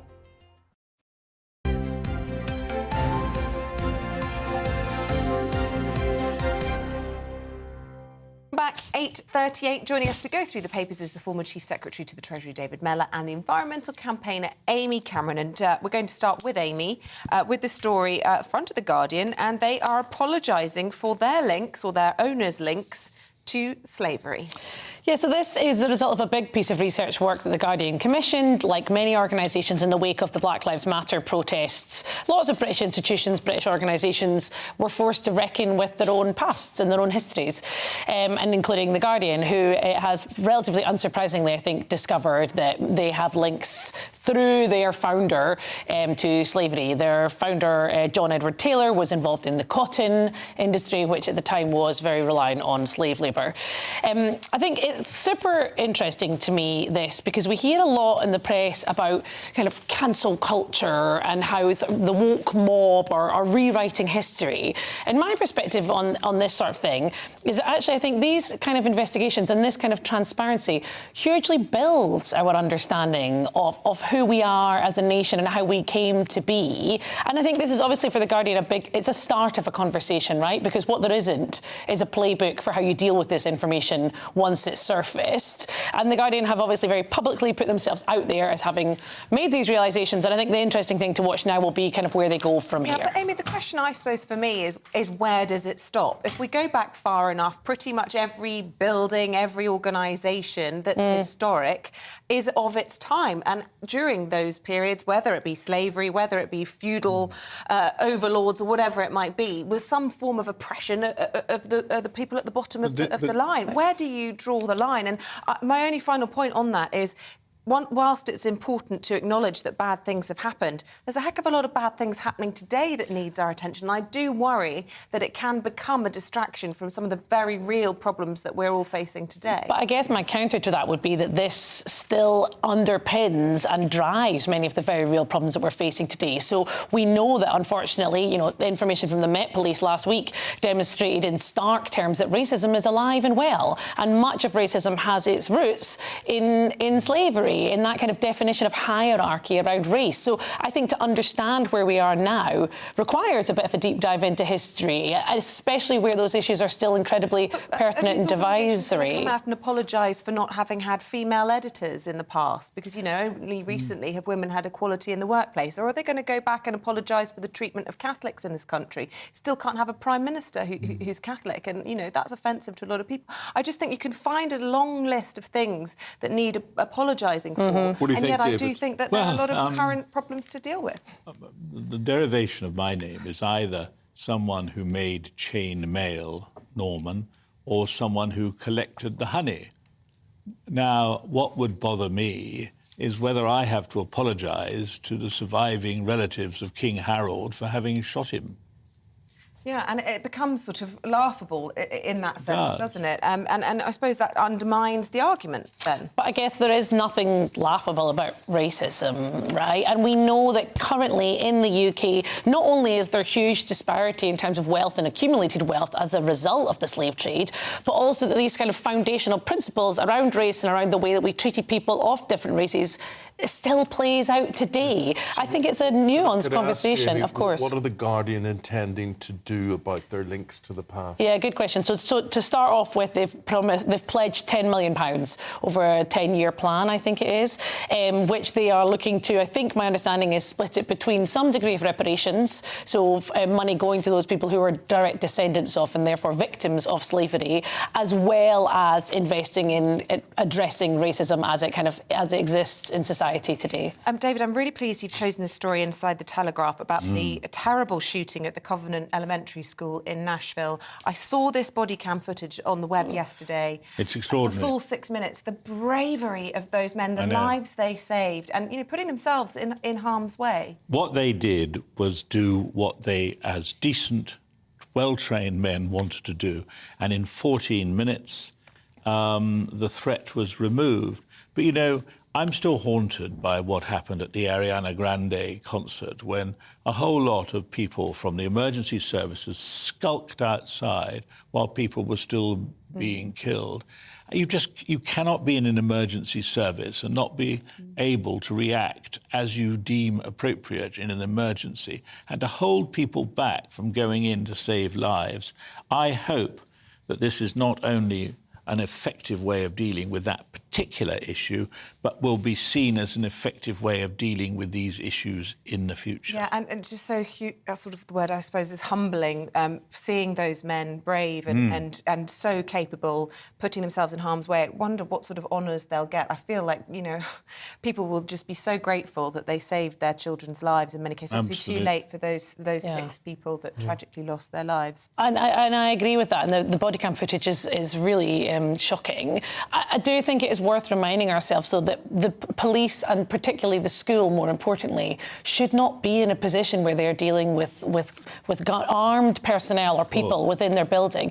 Guns and gunfire are now the #1 killer of children in the US. Unbelievable. In 2021, Tennessee, where this took place, loosened gun laws so that anyone over the age of 18 can possess and carry without a training or a permit. Yes, Have you seen a photograph of their congressman? This person was allowed to buy weapons while under investigation. Legally, exactly. They had stockpiled 7 weapons legally, as well as others in addition. Yeah, that image is shocking. This is the Christmas card of the congressman for Tennessee's 5th District, there with his 3 children and his wife. Weapons. Stood around, including the kids. Not just weapons, semi-automatic weapons. And you have to remember, you can have the right to bear arms, but why is it necessary to have something that automatic weapons, so much destruction in such a short space of time? They're weapons of war. They have no place in a civil society. And bearing in mind, this is a legislature which this year has prioritised the banning of public drag shows under the proviso of children's safety for minors. And yet this is the 129th mass shooting in the US this year, which is wild. Enough said. David, Daily Telegraph, China, what's the situation there? And President Xi is turning to who to save his economy? Well, Jack Ma, who heads up Alibaba, which is conspicuously the most successful Chinese company, he was then effectively forced from public life, and his business has been broken up. And yet now, apparently, he's being allowed to return.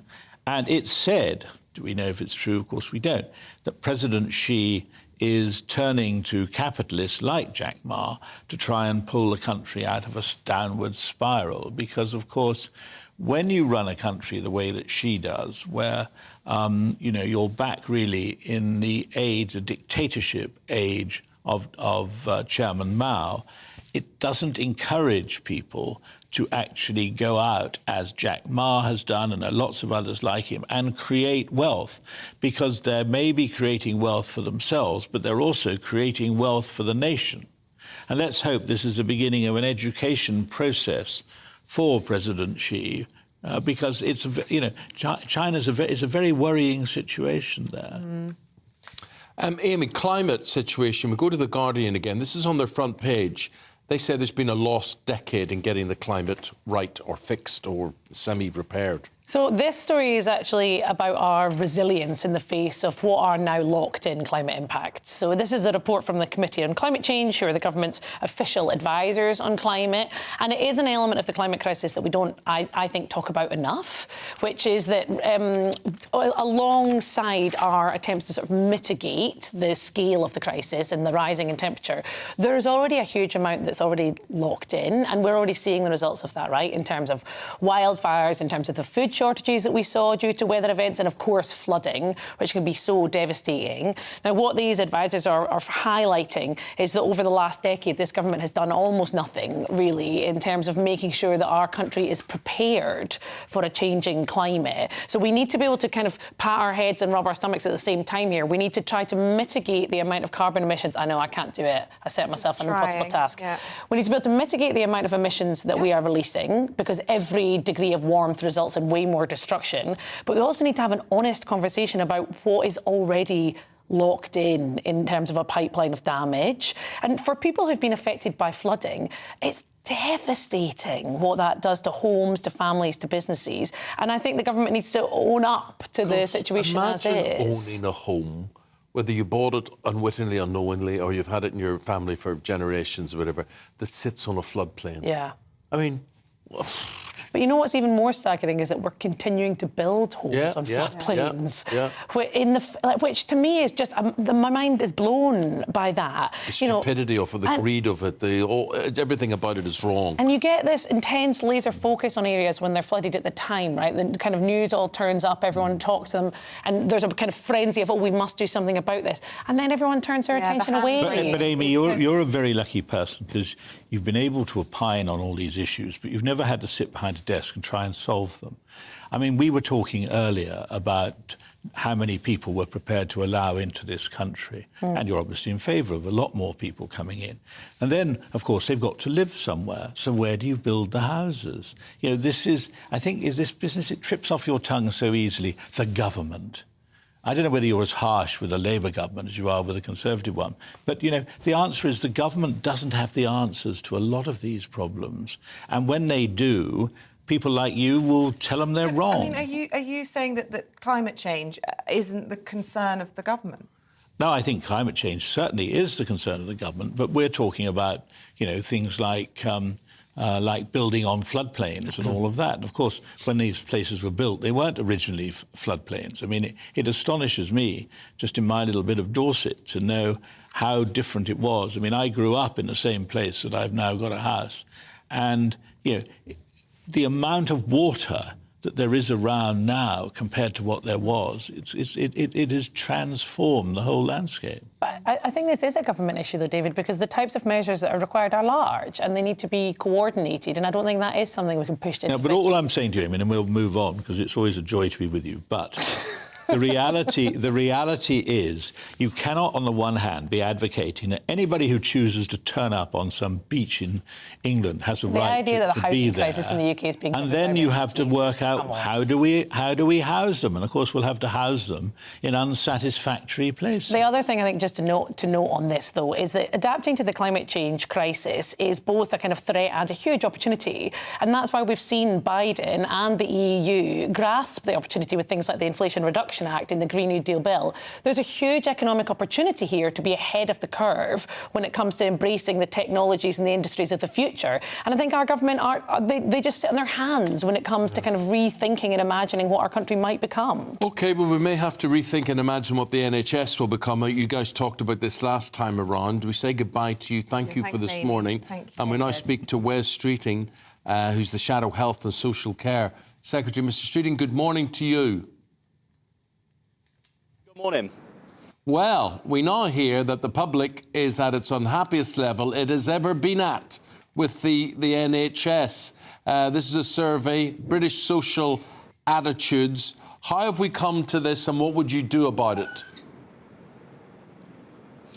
I think bluntly, the NHS has suffered from terrible mismanagement over the course of the last 13 years by the Conservatives. That's left the system desperately short of the staff it needs to get patients seen on time. That's led to the highest waiting lists in the history of the NHS and the lowest patient satisfaction ever. And what I hear commonly from patients, and I experienced this a bit myself with my experience with kidney cancer a couple of years ago, people could not be more praising of NHS staff. They think they're doing a brilliant job, but there simply aren't enough of them. And that's why Labour's got a plan to deliver the biggest expansion of NHS staff in history, funded by abolishing the non-dom tax status, because we think people who make Britain their home should pay their taxes here. And that would enable us to give the NHS the staff it needs to get patients seen on time, alongside a wider range of reforms to make sure that the money going into the NHS is being spent to best possible effect and impact for patient care.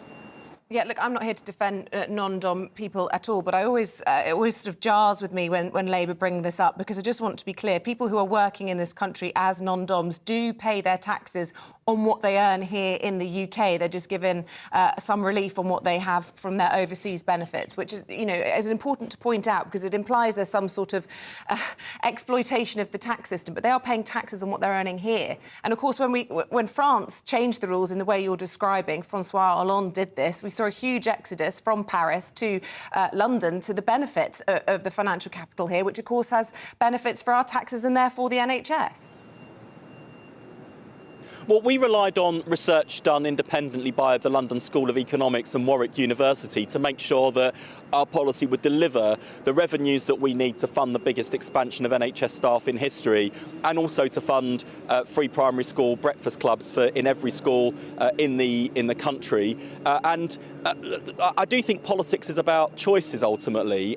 We've got the highest tax burden in 70 years because of the Conservatives' mismanagement, but look at where that burden is falling. It's disproportionately on people on low and middle incomes who are really struggling at the moment. Even people who'd normally consider themselves to be on decent incomes are looking at the end of the month, looking at the bills and looking at how much money they've got in their bank account, and they are worrying. And why is it that they always hike up taxes on people on low and middle incomes, but whenever it comes to people who've got higher incomes, they come up with this whole list of excuses as to why it wouldn't be possible or desirable or practical to ask those people with broader shoulders to pay a bit more to help our country through this crisis. And we make no apology for saying that we think the tax burden on working people is too high, and that in order to fund our policies, we want to focus on getting the economy growing so we don't have to hike up taxes. And in the meantime, where we do need extra investment in our public services for things like NHS staff expansion, we'll show where we'll get the money from, and we'll make sure that's not falling on people on lower middle incomes, because I think they are already being bled dry by this government. Although no acknowledgement there that in the last 13 years, nothing to do with the fact it's a Conservative government. There have been all these factors. Brexit, which would have happened under a Labour government as well. We've also had, as you know, the pandemic and the war in Ukraine, all of which have had huge impacts on us here in the UK. The government at the moment trying to steady the ship, and it's been proven that margin in the polls is being narrowed with Labour because the public are beginning to see that. And just today, it's being announced in front of the FT, the Chancellor, Jeremy Hunt, to provide fresh cash for the NHS, £3 billion injection, and this follows on very quickly after a £4 billion settlement deal with NHS staff over 2 years. I think I'll say a couple of things. One is, of course, COVID made things more difficult. So has the war in Ukraine. Those are factors outside our government's control, and we cut them some slack on those issues. In fact, tried to help them and support them on those issues. But that doesn't explain why we went into the pandemic with NHS waiting lists already at a record 4.5 million, 100,000 staff shortages in the NHS and 112,000 vacancies in social care, which left our health and care system dangerously and avoidably exposed to the pandemic in a way that otherwise it wouldn't have been. And so I don't think the Conservatives can say this is all out of our control and, haven't we been unlucky? It's been 13 years of bad political choices. We don't take voters for granted at the next general election. That's why we're always setting out Labour's alternative, including how we would pay for our policies so people can have confidence. But I'd just say, after 13 years, asking the Conservatives to solve big challenges in our country, whether that's the NHS, whether it's immigration, whether it's the state of our economy, is like asking the arsonists to put out the fire they started. It's just not going to happen. I think it is time for a change in our country. Only Labour can offer the fresh start I think Britain needs at this stage. And look, if people don't like what a first term of a Labour government does, they don't have to elect us for a second. But I do think it's time for the country to give change a chance, and that's the argument we'll be making in the run-up to the next general election. Just a word from you on Jeremy Corbyn. Do you think Keir Starmer and the NEC have made the right decision? Some suggestions that it should have been left up to the local party in his constituency, who I understand are very upset about it, and indeed to his constituents to decide whether or not he should be standing. I'm afraid Jeremy Corbyn has no one to blame but himself for this outcome. His response to the Equality and Human Rights Commission's damning indictment of the Labour Party on anti-Semitism under his leadership was frankly appalling. He was given ample time and space to apologise. He didn't. And when Keir Starmer said he was going to tackle anti-Semitism within the Labour Party, he meant it. When he said he was going to change the Labour Party to make it credible and electable and able to deliver real change for our country, he meant it. Keir Starmer has shown the strong, decisive leadership that the Labour Party needed after our worst defeat since 1935, and he is ready to show the decisive leadership our country needs too. And I think the decision that was taken yesterday makes it more likely for Labour to win the next general election, more likely to turn a page on that worst defeat since 1935, and frankly shows the voters who gave us a massive kick in at the last election and told us to raise our game, gives them the respect that they deserve. We've listened to the voters, we've changed the party, we're ready to change the country too for the better. Cheers. Thank you very much indeed, Wes Streeting. We've got to leave it there. Thanks for your time. Thanks for your time this morning. So there you are. Public opinion and belief in the NHS at its lowest level ever, but not the beliefs on which the NHS was founded. Everybody thinks, you know, that those core values are still very, very important. What has happened to our NHS? Let us know your views. Stay with us. If you are just joining us this morning, we're reflecting throughout the programme the news that broke overnight that the TV legend and national treasure Paul O'Grady has died at the age of 67.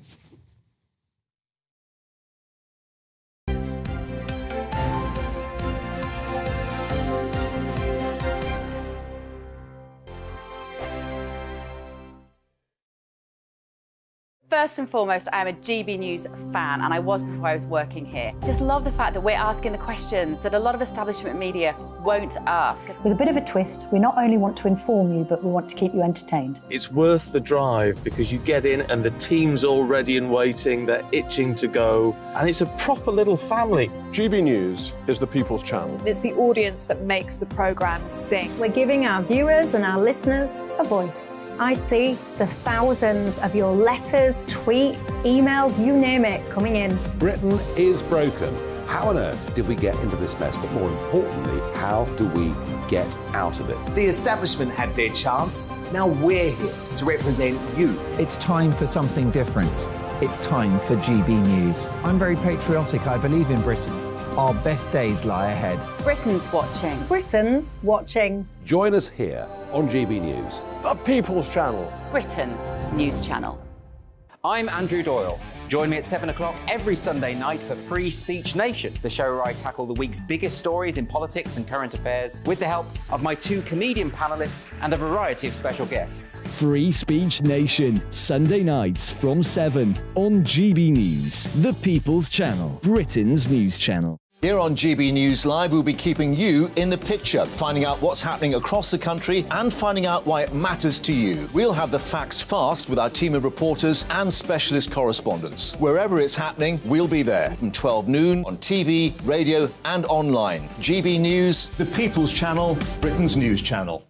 I'm Michael Portillo. Join me on GB News on a Sunday morning for topical discussion, debate, arts and culture, and sometimes even ethical dilemmas. I don't always agree with you, Michael. Michael Portillo, Sundays on GB News, the People's Channel, Britain's news channel. Hello, I'm Michelle Dewberry, and you can join me every weekday 6 till 7 on Jubes & Co. You're an inspiration to us all. Click that bit up. Well, you are. That's my ringtone. My political ambitions are, those days are gone, I can tell you. She's only teasing. Go on. He's probably going to want to lay down now. I'll give him 2 minutes to have one. Let's respectfully disagree. That's what we like on Jubes & Co. Come and join us. GB News, the People's Channel. Michelle Dewberry, weekday evenings at 6 o'clock. I'm Simon Evans. Join me on GB News for Headliners at 11 p.m. What's the scoop? I'll be joined by 2 of the country's top comedians. That's right. As we take a look at tomorrow's newspapers tonight. We're going to get into trouble. If it's a big story, we'll be covering it. Spill some tea on him. There we go. But we'll also have some fun. I wouldn't stick up a bank. My father didn't love me. So anyway. Headliners every night from 11 on GB News, the People's Channel, Britain's news channel. We've got a brand new lineup every Saturday night on GB News. From 6 p.m, I'll give you my unique take on the world today. Then at 7, it's me, Calvin Robinson, with my Common Sense Crusade. New to GB News is the Saturday 5. 5 times the opinion. Join us every Saturday from 8 p.m. as we debate the week's stories. With us 4, plus a special guest. And at 9, of course, it's Mark Dolan Tonight. Brand new Saturday nights on GB News, Britain's news channel.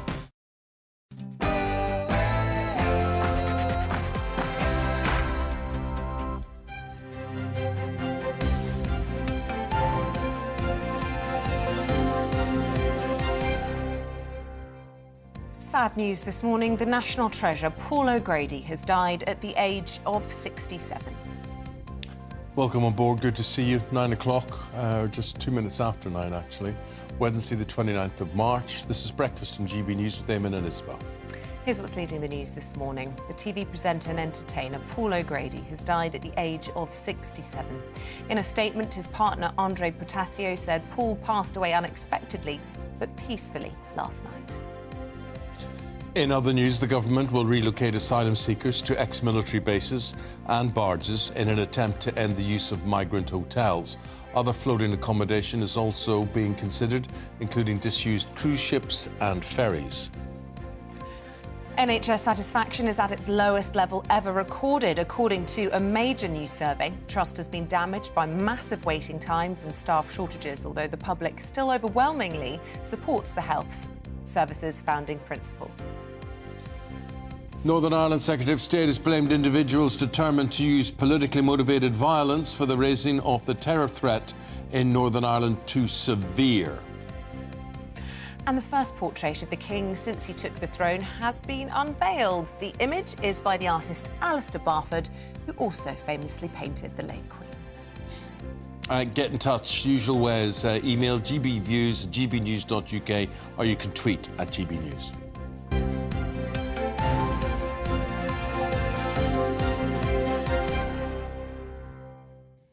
So to our top story this morning, the TV presenter and comedian Paul O'Grady has died at the age of 67. In a statement, his partner said, "It's with great sadness that I inform you that Paul's passed away unexpectedly, but peacefully." During his career, the entertainer was known for his drag persona, Lily Savage, as well as for hosting the Paul O'Grady Show, Blind Date and Blankety Blank, for which he won numerous accolades, including a TV BAFTA and a National Television Award. Let's speak to friend of Paul and LGBTQ+ campaigner Peter Tatchell. Peter, we've been talking about his entertainment talents as well, but also as an advocate of gay rights. Was he important to you? Well, Paul was a long-time friend. I first met him 4 decades ago in the mid to late 1980s, when he was just starting out his career in the drag persona Lily Savage. He was very much on the outside of the entertainment industry in those days, but he stuck at it. He continued to grow in his performance, to get more coverage, and of course he went on to become a mainstream broadcaster and entertainer, and a much loved one as well. And his loss is such an incredible thing. I'm so heartbroken and sad. He was a patron of my Human Rights Foundation, the Peter Tatchell Foundation. He was involved in many campaigns for LGBT plus rights. And of course, in 1987, he was at the South London gay pub, the Royal Vauxhall Tavern, when it was raided by police. Paul told me the story how he was in the dressing room adjusting his wig, ready to go on stage, when police burst into his dressing room. He initially thought they were strippers as part of the show.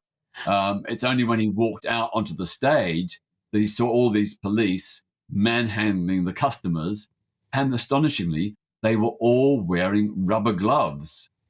This was because this was at the height of the AIDS panic and hysteria, and the police were very ignorant and bigoted in those days. They thought if you touched a gay person, you get HIV, so they turned up with these rubber gloves, to which Paul quipped, "Oh, good on you guys, you've come here to do the washing up." That was very typical of Paul. Very good. Typical Good of story. Paul. Good story, Peter. Well remembered. Thank you. Thank you very, very much indeed. We've got so many people to share Paul O'Grady memories with. Showbiz journalist and fellow Liverpudlian Ellie Phillips is one of them. Ellie, you've got a clip for us to have a look at. I do. A lot of people who are hearing about this from us and obviously seeing a lot of the tributes on social media will see that a lot of people are saying, Paul, have fun up there with Cilla and Buster. Obviously, Cilla being Cilla Black, and Buster is Paul's famous Shih Tzu cross Bichon Frise dog that died in 2009. Very famous for being on his show, and even had a statue put of him outside Battersea after his death. And this is a clip of when Paul first spoke about Buster's death. Good evening, folks. Good evening. You all right? Yes. Welcome to Monday's show. Now, listen, I've got bad news. Now, some of you might have heard this or read it in the paper, but Thursday, Buster died on Thursday night. He was riddled with cancer. He had cancer in his neck, in his face, and a tumour in his leg. And the kindest thing for me to do was to let him go. The worst thing I could have ever done in my life, but it had to be done, because otherwise it'd have just been selfish. But just like to thank you for all your emails and your cards and the text that I had. Talk about bigger star than Lassie, I can't tell you. But whatever you are, bust, you're gone, but not forgotten, kid. Give him a big cheer, come on. Their send-off done the Paul O'Grady way. Exactly, and you know, such a love of dogs, and it's so good that he could go on and have those shows where he really championed, you know, rescuing dogs rather than buying.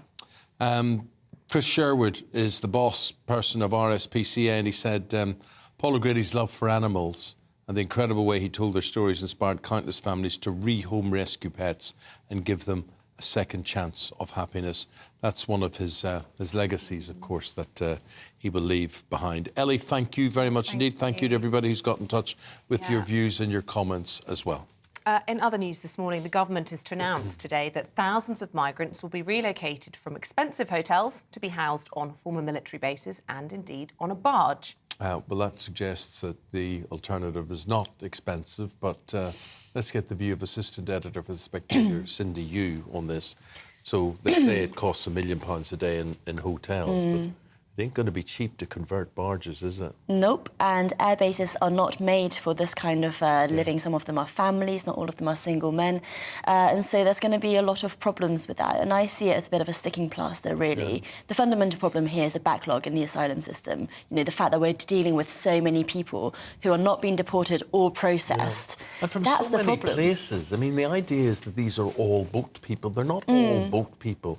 It's this terrible situation where we go to Afghanistan, we rescue people out of Kabul, and we say, don't worry, you're here. Stick you in a travel lodge. Yeah, all's going to be OK, we'll get you out.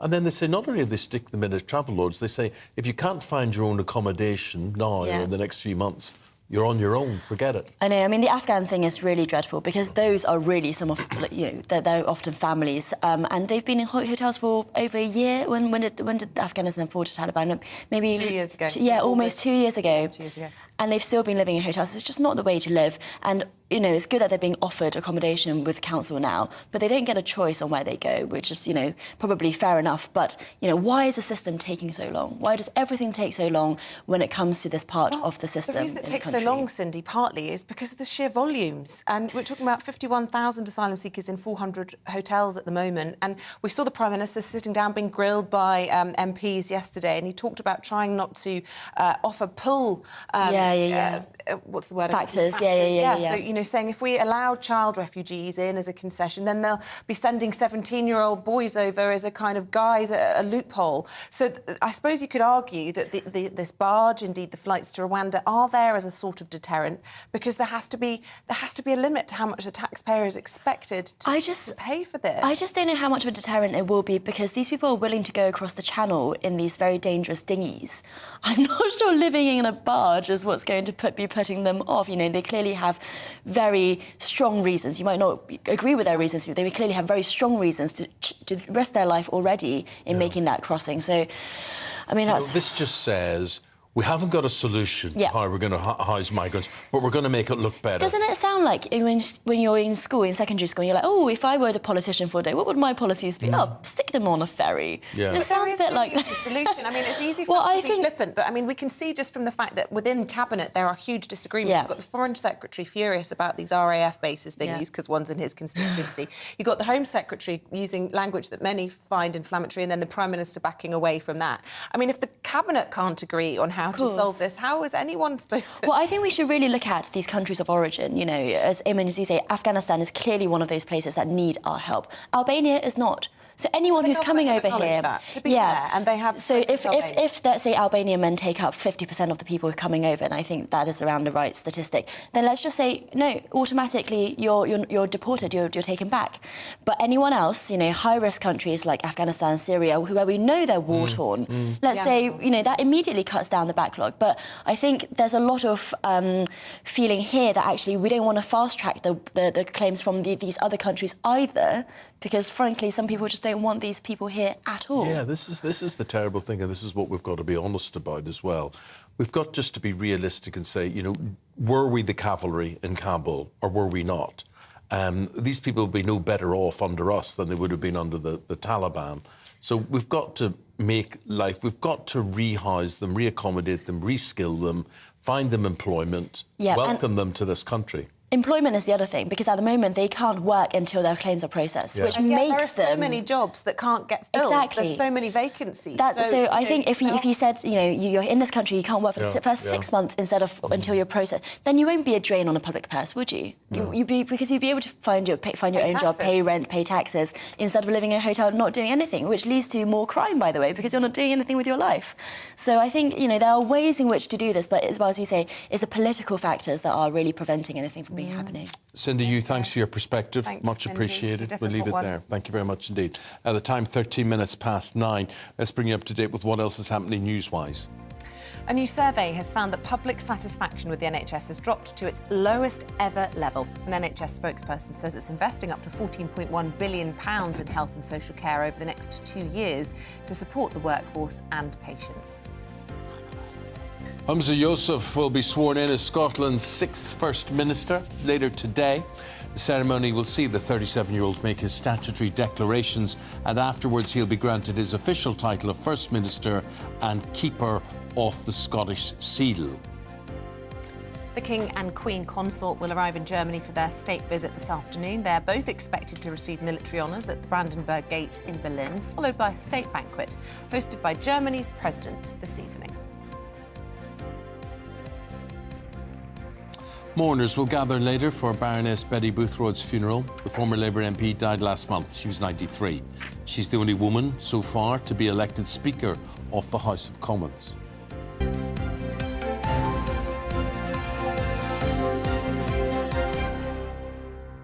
Poor old Hamza Yusuf. So he gets all those things for his job, and he gets a pet as well. Incredible. Yeah, the Scottish Seal.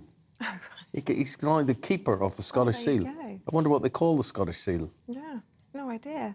Don't. Are there any famous seals? I thought you were going to come out with Flipper was a dolphin, wasn't it?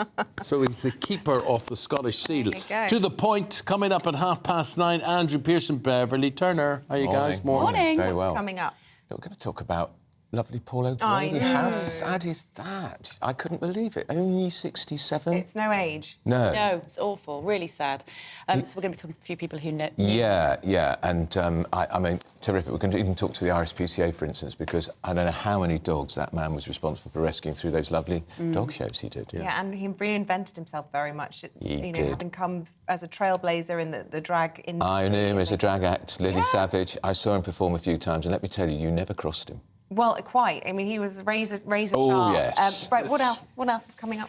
We're going to be talking a bit about this gambling story, which is sort of interesting, about William Hill being hit by this record, nearly £20 million fine. Why? What was that for? Obviously, a lot of people enjoy gambling, but it's a controversial area, isn't it? Yeah. And we're also going to be talking about the latest on Andrew Tate as well, of course. Still in custody, what that means, you know, what he represents to people and why. We're going to be talking to Associate Professor at Swansea University about that. And also the Immigration Minister, Robert Jenrick, is in the Commons today. That's going to be the big story, talking about moving migrants. At last. Out of hotels, at last. Yeah, but is that the solution? Well, it's got to be better than what we've got at the moment, Eamonn, with the migrants dispersing 400 hotels around the country. It's not good. Definitely not good. OK, thank you very much indeed, guys. The guys are here from 9:30. Coming up next, we're joined by the husband of the late Barbara Windsor, who's running the London Marathon in her memory. He'll be in the studio talking to him next.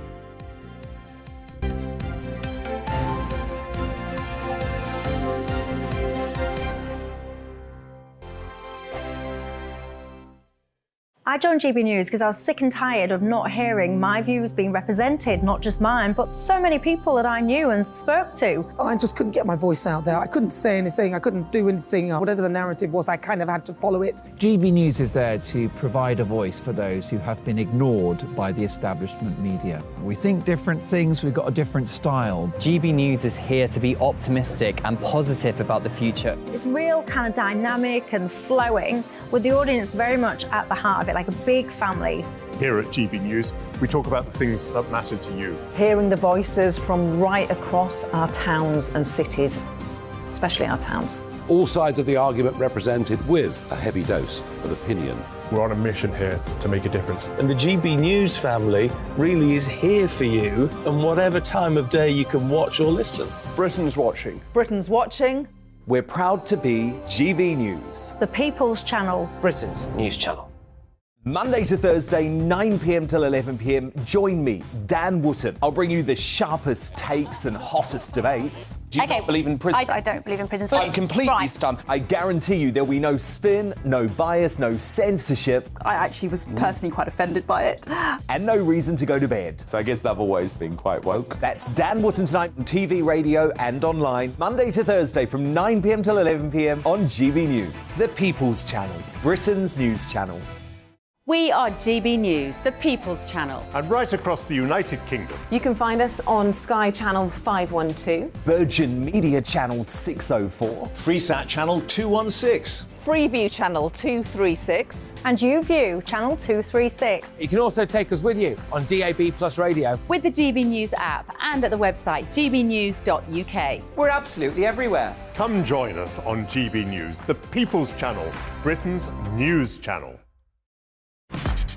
Start the day with GB News.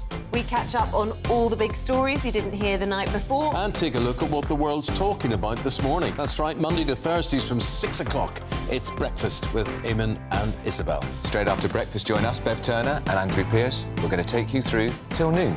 We'll be tackling the big topics of the day, including the things that the other channels just won't talk about. If it's happening here. Wake up to mornings on GB News, the People's Channel. Britain's news channel.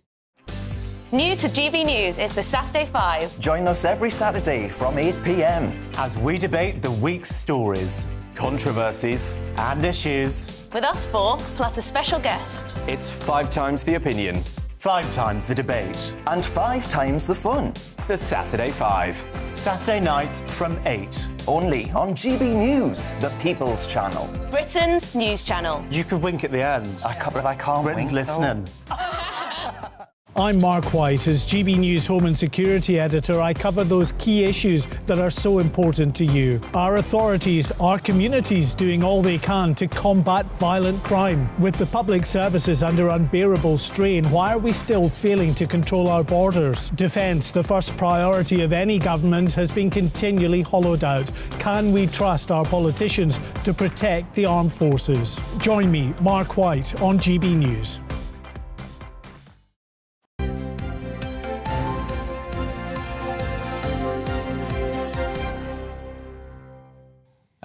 Dame Barbara Windsor's loved ones, including her husband and EastEnders co-stars, are running in the marathon this year in her memory. This is the London Marathon. Yes, the EastEnders star died in 2020 at the age of 83 after a long and well-documented battle with Alzheimer's. I'm pleased to say her husband, Scott Mitchell, is joining us in the studio to discuss how he's been raising awareness for her condition since her passing and also how he's preparing to run the London Marathon. Good morning to you. Good morning, good morning. You should say preparing the London Marathon. Yeah. Again, this is the last time. I've got to tell you, this is 5 days before my 60th birthday, and I have to call it a day now. Yeah. But I do love it. I'll still run, but maybe like 3 miles at a time, not 26. And what's your sort of aim time-wise? Time, I don't worry about. Yeah. I mean, there's a wonderful guy called Martin Yelling, who is the marathon coach. And he always says the most wonderful thing to people like myself who do it for a charity, who are not elite athletes. He says, look, let me tell you the news now, you're not going to win it. So whether I come, 38,000th out of 40,000, it doesn't really matter to me. I've done 5:41, 5:53. If I do 6.5 this time, I don't care. But look, you're doing it. You've got friends of Barbara's who are doing it. You're raising profile on Alzheimer's. You're getting research done into that awful, awful condition. Yeah. So what is the aim overall there? What are you looking for money-wise, or what are you looking for in terms of research? Or in terms of money-wise, I've set a target this time. I know things are really difficult for everyone at the moment, so I've been very ambitious. I've set a 50,000 target. With a 10,000 pledge coming in that we've got, I think we're at 43,000 already. So I'm absolutely thrilled. Yeah. It is the awareness. I'm an ambassador for Alzheimer's Research UK. And I've worked with them for the past couple of years, and we've made some wonderful progress. And for me, Barbara's legacy is firmly in place now. Only last week, the government announced the co-chairs for the Dame Barbara Windsor Dementia mission, which was an initiative that I took to the then Prime Minister Boris Johnson, which is like forming a task force like we had with the COVID vaccine, but specifically for dementia. And he listened, believe it or not, and he did it. And they've doubled research to 160 million a year, which Barbara and I first went to him with in 2019. So for me, her courage... She had it then, yeah. She knew that. She knew that. We went public in 2018, and Barbara campaigned herself and did videos for Alzheimer's to say to people, please, we need to do more for this awful illness. And it is a disease. Let's not forget that. A lot of people tend to think, oh, people get old. No. This is a cruel, brutal disease. Yeah, brutal. It is brutal. And it affects so many people, whether it's their loved ones, but also people just love Babs so much, didn't they? So if people want to support you or any of the cast who are getting involved, how can they do that? How can they help you hit that 50,000 target? OK, people need to do, please, is Google Babs Army Enthuse. Babs Army Enthuse. Enthuse, ENTHUSE. And also, if you want to follow us, we're at Babs Army, Babs Army. We put all training videos up. As you say, I've got some wonderful friends of ours running: Natalie Cassidy, Lacey Turner, Jake Wood, Adam Woodgett, Heather Peace, Tanya Franks, Candice Brown. There's a wonderful team of people. We can see that. Thank you. Somebody who won't be there to just cheer on, of course, Paul O'Grady. Shocking news to wake up to this morning, wasn't it? Eamonn, I'm a bad sleeper, and just by chance, I do that terrible thing. I have my phone by my bed, and I just happened to press the text at about 2:30 this morning, and it said Andre, who would never text me, really. And I just knew, and he just let me know what had happened. And I've hardly slept since. I just kept thinking about it. He was the most wonderful man, as I don't need to tell you, you met him, you're a friend of his as well. And I just can't believe I'm talking about him in the past tense again. We know he had health problems and everything else, but he kind of seemed invincible. He always looked good. Yeah. Whatever was going on the inside. Yeah, he was to me invincible, and he was very real and funny and intelligent. And I have to say, when Barbara was ill, he was such a loyal friend. Yes. He kept coming round to see her. He'd turn up on the back of a motorbike on his way to work somewhere. Yeah. And he never forgot her, and he'd sit there and he'd listen to her repeat herself the whole time. And he was also really lovely to me since then, and, you know, made sure that I wasn't left out. And that's all without the cameras rolling, and that I think is the measure of a, that's of a the man. person. You know, that's, yeah, absolutely. That's when you know you've got a good egg, when they're doing that, about going above and beyond. He's such a great loss, and my love to Andre and Paul's family. I know, terrible. But you're talking about Barbara's decline, and I can remember, and it seems like it doesn't seem long ago at all. It was an evening with Joan Collins at the London Palladium. Like, to me, it's 3 years ago maximum. Yeah. It might have been more. But she sat beside me, and I just laughed throughout the whole thing. But there was no repeating. She was slightly outrageous, I do have to say. Yes, But no change there. Yeah. How long do you think she had it for? Like, well, that would have started coming on, I reckon, around 2010 onwards. God, no sign of it. There was no sign of it. It was slow. I noticed, obviously, I was with her every day. Yeah. So I could see the signs, and we got her diagnosed. I took her, first of all, in 2012 to see a neurologist, and she was diagnosed 2014. Look, we've got to go. You're a good man. Good luck for... When Thank is it you Sunday? so much. Is it Sunday? No, it's April the 23rd. You've plenty of time to train. That's Paris Marathon on Sunday. Yeah, Thank you. Ahead. Thank you very, very much. Thank you very much. Thank Indeed. you. We Scott say Mitchell. goodbye. That's it from Eamonn and me. We'll be back tomorrow at 6 o'clock. Whatever you're doing for the rest of your day, have a good one. Bev and Andrew, we say good morning to them. To the point. Good morning, good morning. I've had a couple of days off. It's been lovely, but it's nice to be back. Nice to have you back. And we're talking, of course, a lot about the very sad, untimely death of Paul O'Grady, a showbiz legend. We've all got our stories about him, talking about that. And also... Immigration, big day for immigration, and what we're going to do with people who need housing. This is To The Point. You're watching GB News.